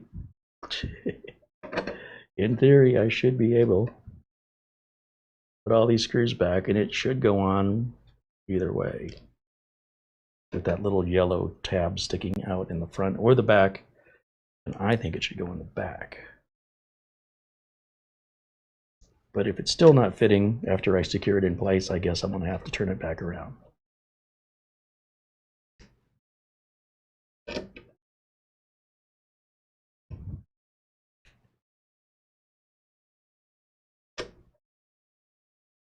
Okay.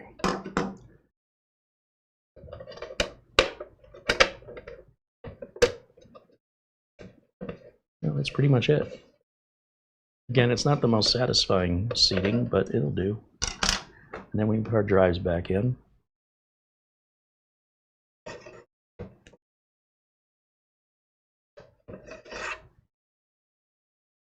Probably helps if I turn it the right way. That's better. 1.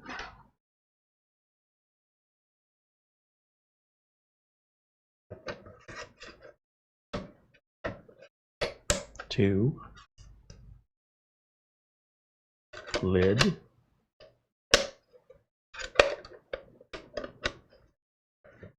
Power.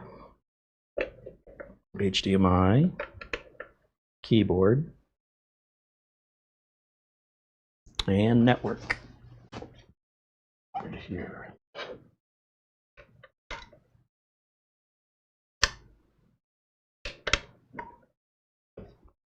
Power.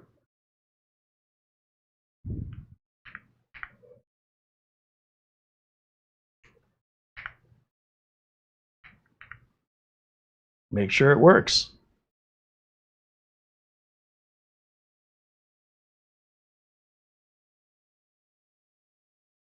I think we're good to go.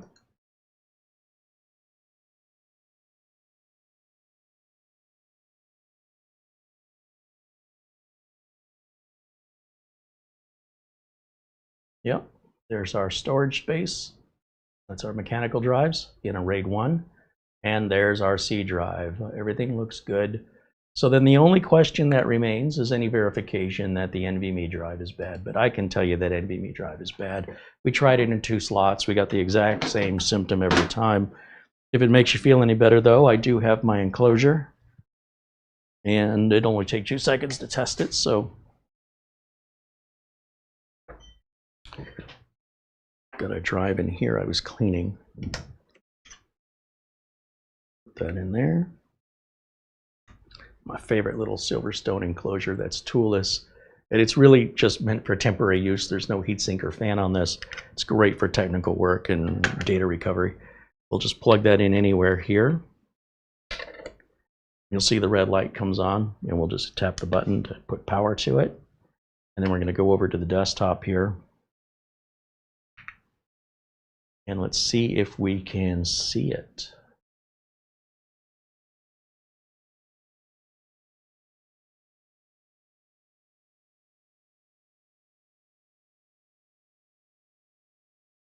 Because remember, we never formatted it or anything, so whatever was on it should still be on it.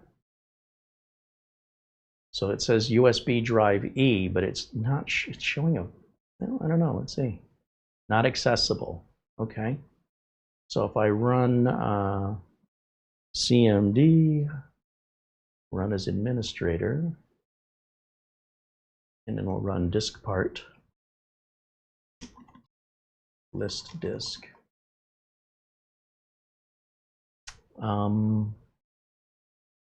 It shows disk 2 and disk 3.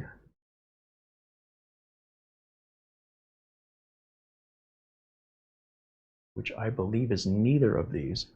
If I unplug this just to verify, because I can't tell now, I'm going to unplug the external USB drive enclosure, and we're going to list disk again just to see if anything's changed. Nope. So it just doesn't exist. When I plug this in, the controller is being seen. So if I plug it back in and turn the controller on, you'll see that a pop-up comes up on the bottom right that essentially says, oh, there's a USB drive E that's loaded, but if you try and do anything with drive E, it doesn't exist.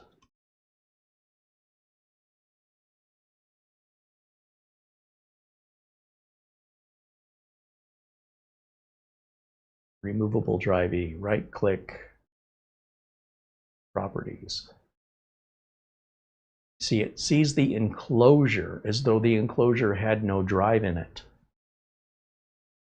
It's not giving us a size or a volume.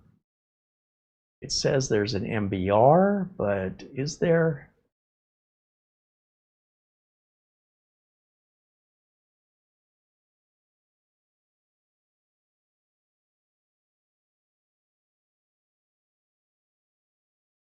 Yeah, we're just seeing the enclosure. That NVMe drive is dead. Dead, dead, dead. It's pining for the fjords. Let's see, what am I doing? Turn that off. All right, so with that, I think this one is done. We have, maybe I should send this to Doug Betts and see if he can run SpinRite on it.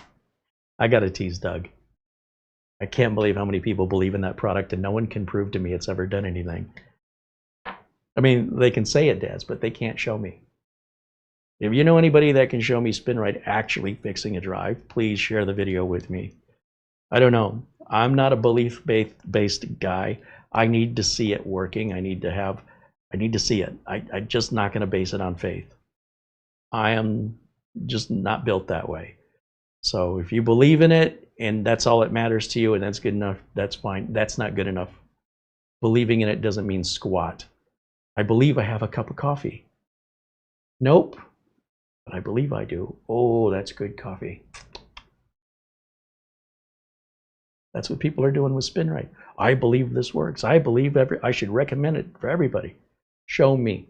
Demonstrate a bad drive becoming a good drive. Well, I'm sure somebody's got a video out there. It's been around 30 years. There's got to be a video out there. Anyone? Anyone?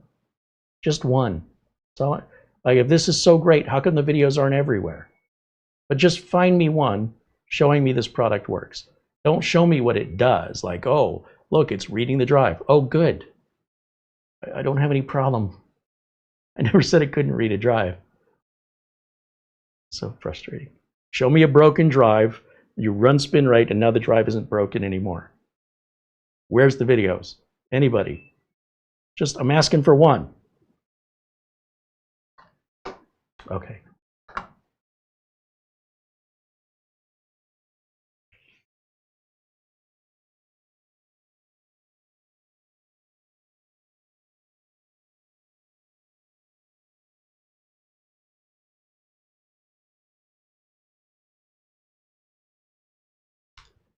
Some days I can see the chat room better than other days, so apparently today is a glasses day.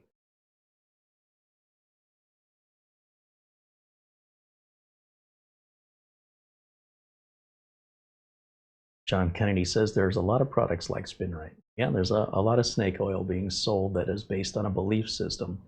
And as long as people believe what they're buying, they're a happy customer. If I had bought SpinRite, I would be a very pissed off customer. I would feel like someone just really took advantage of my gullibility. But that's me. Still waiting to see one of those videos, though. I don't see anybody in the comment section or the live chat posting any videos. And yet they'll sit there and tell you how good it is. Under certain circumstances, they say it works good. Show me one of the circumstances. Show me. You can't show me, I don't want to hear it anymore. Keep it to yourself.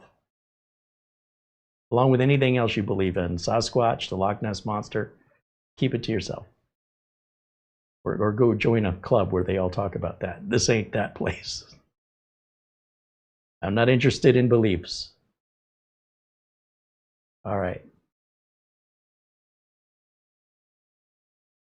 Stealth Mode said, I'm wondering if the RAM might be bad as well. Because we didn't see any other errors, I have no reason to believe that anything's wrong with the RAM. But the MemTest 86, you know, maybe later tonight off camera, I can let that run because it'll take about an hour and a half and go through all 13 tests. And I can report back where you can follow up a question. I should know the results of that one way or the other by the next live broadcast if you want to ask me then. But we won't do it now because we'll be here till 6 o'clock. We'll be here another 3 hours. So we've already gone over the 2 hours today, but I will check it. I don't think it's bad though. But there's no harm in checking, and I'm not real interested in even what I believe. It does need to be checked to verify evidence that in fact it's good. So, see, I even hold myself up to my own standards.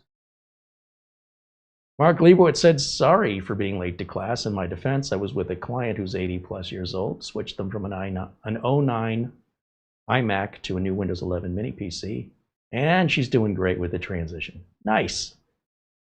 Probably saved her a lot of money too.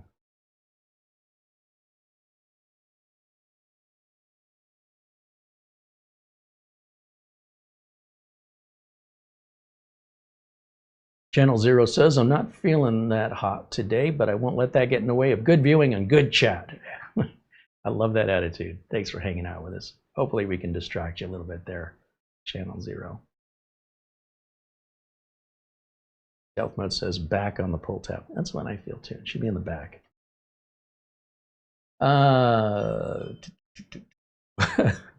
Jim says, something about a monkey and a football is coming to mind. Yeah, I know.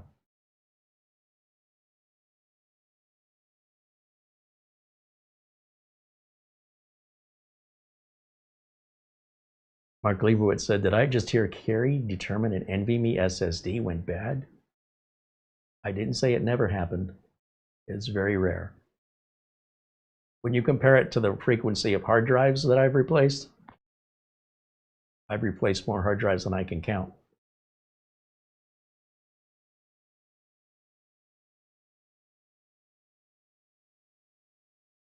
I failed math class so many times I can't even count.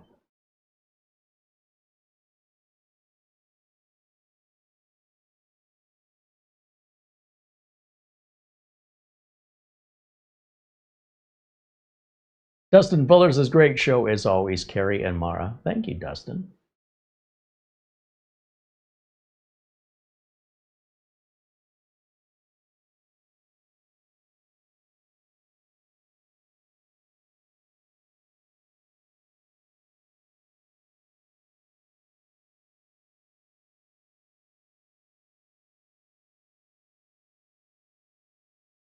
Doman 2000, I want to remind you, you can sit there and talk all day. You can talk all day about what SpinRite can or can't do. If you can't show me, it's all nonsense. You might as well tell me about how tall the Sasquatch is. You might as well tell me where in the woods you saw Bigfoot. It means nothing to me. If you can't prove it, it's just words. You're just talking the talk, my friend. I want you to walk the walk. If you cannot walk that walk, I'm going to dismiss what you say as just pure conjecture. The internet's too filled with that. There's no reason to add on to it. So show me or keep it to yourself. You can believe anything you want to believe. But if you're trying to indoctrinate me into your belief system, it's never going to happen. I need to see evidence. If you cannot provide that, you can say whatever you want. Whales live entirely off of a diet of bananas. The food in your body takes 8 hours to be processed through your intestines, and therefore nothing you eat is ever really fresh. If you swallow bubblegum, it stays in your stomach for 7 years. If you go swimming on a full stomach, you're going to get cramps. Where do people come up with this crap? Maybe this little metal piece broke off and shorted something out, and that's the cause of the problem all along. And, you know, where did it come from? What does it do? Where did you go, Cotton Eye Joe? I don't know, but we might have the cause and effect. I hope we'll put this back in a box, and, you know, when I'm all done with it, assuming it passes the RAM test and I finish what I was trying to do with it last night, which is to get it all updated, it'll go back in the box and it'll be put away. So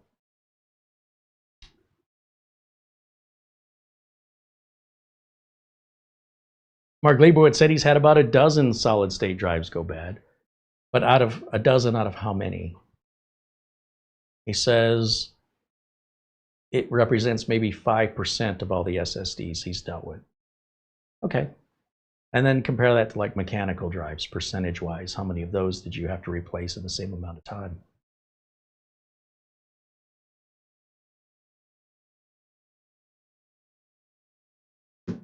David Graham says, explain McDonald's why I have to pass right after eating it. Because it wasn't fresh. Skipped through the line. They renovated a McDonald's close to us here. It's funny you'd bring that up. Just as a completely squirrel moment. See if I can find this. Give me a second.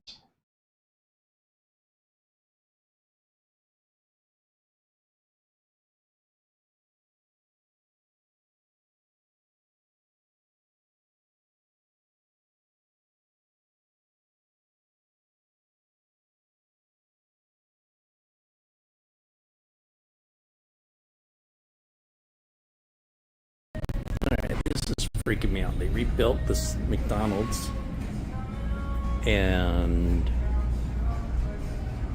it's got one cashier, no menus, no fountain drink machine. It's very much like all Blade Runner. Wow, this is what they remodeled. Crazy. It's like a cafeteria. You go and sit at your table and order from your phone, and then your table has a number, and the employees come out of the back and bring the food to your table. And the food is fine. There's nothing wrong with the employees or the food. But the place was desolate of anybody like working at a restaurant. It was like Blade Runner. You walk in there, and there's one cashier, and there's 4 kiosks. Go put your order into the kiosk, get your food, and get out. Or if you want to sit in the dining room, you sit there alone, by yourself. There's no fountain machine. If you want a Coke, you got to go up to the counter and ask them to fill it for you.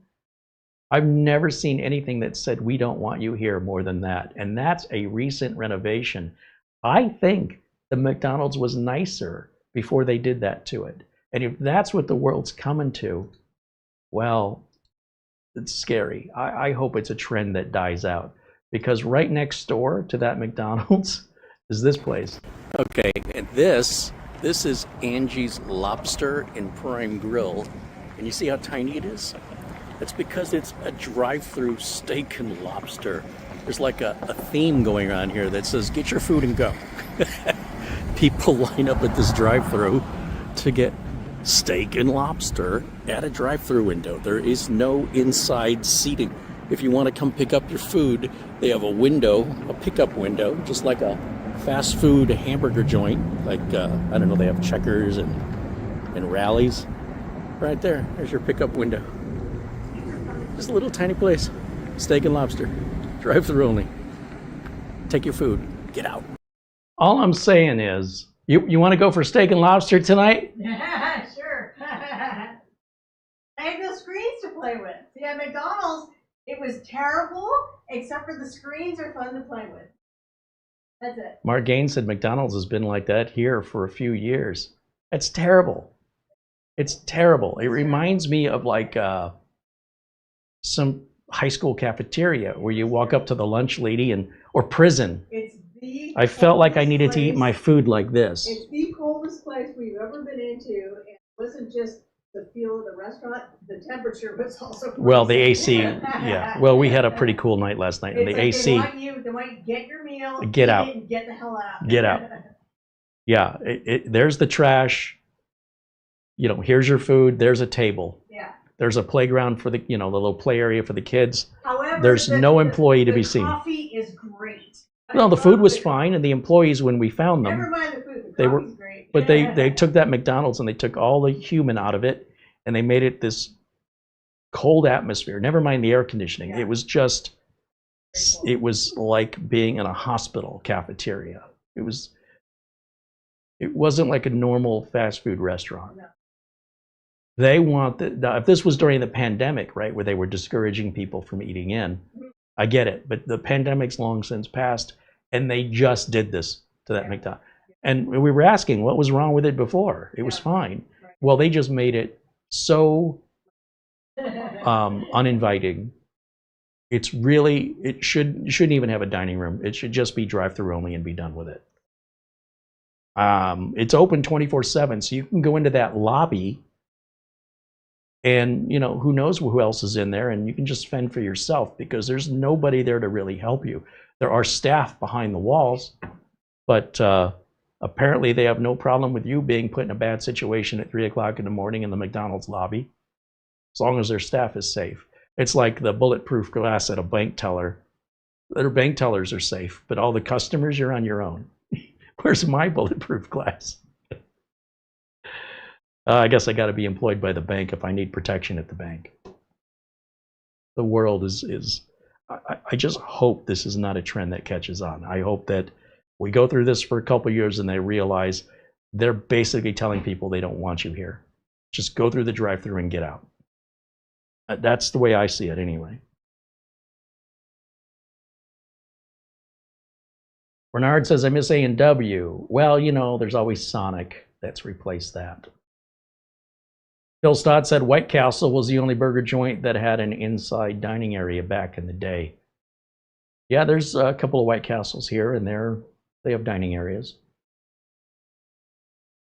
Martin Hogg mentions Tim Hortons. We don't have those, but they're in Canada and, well, some states have them. The states closer to Canada do have Tim Hortons. Anyway, you got me off on the squirrel thing there with the whole McDonald's, because I was going to bring that up later, but since you mentioned it, I'm like, you got to see this. I've never seen anything like that before. That's just weird. And you better believe I won't be dining there. No way.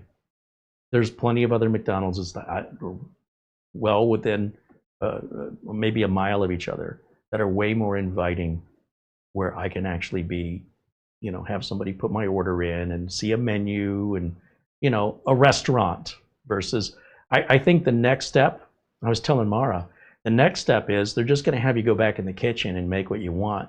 It's just going to be like a package, and you're going to put it in a thing and push the button, or it'll have a barcode, and it'll automatically know, it'll drop it in the fryer for you so that, God forbid, you don't burn yourself. And then it'll automatically beep when it's done, and it'll take it out and put it into a bag, and they don't even need employees other than to stock the frozen food. We're this close from just do it yourself. We don't even need employees. You don't need any customer service. You're on your own, pal. Pay with your debit card. They had signs that said you had to pay cash only.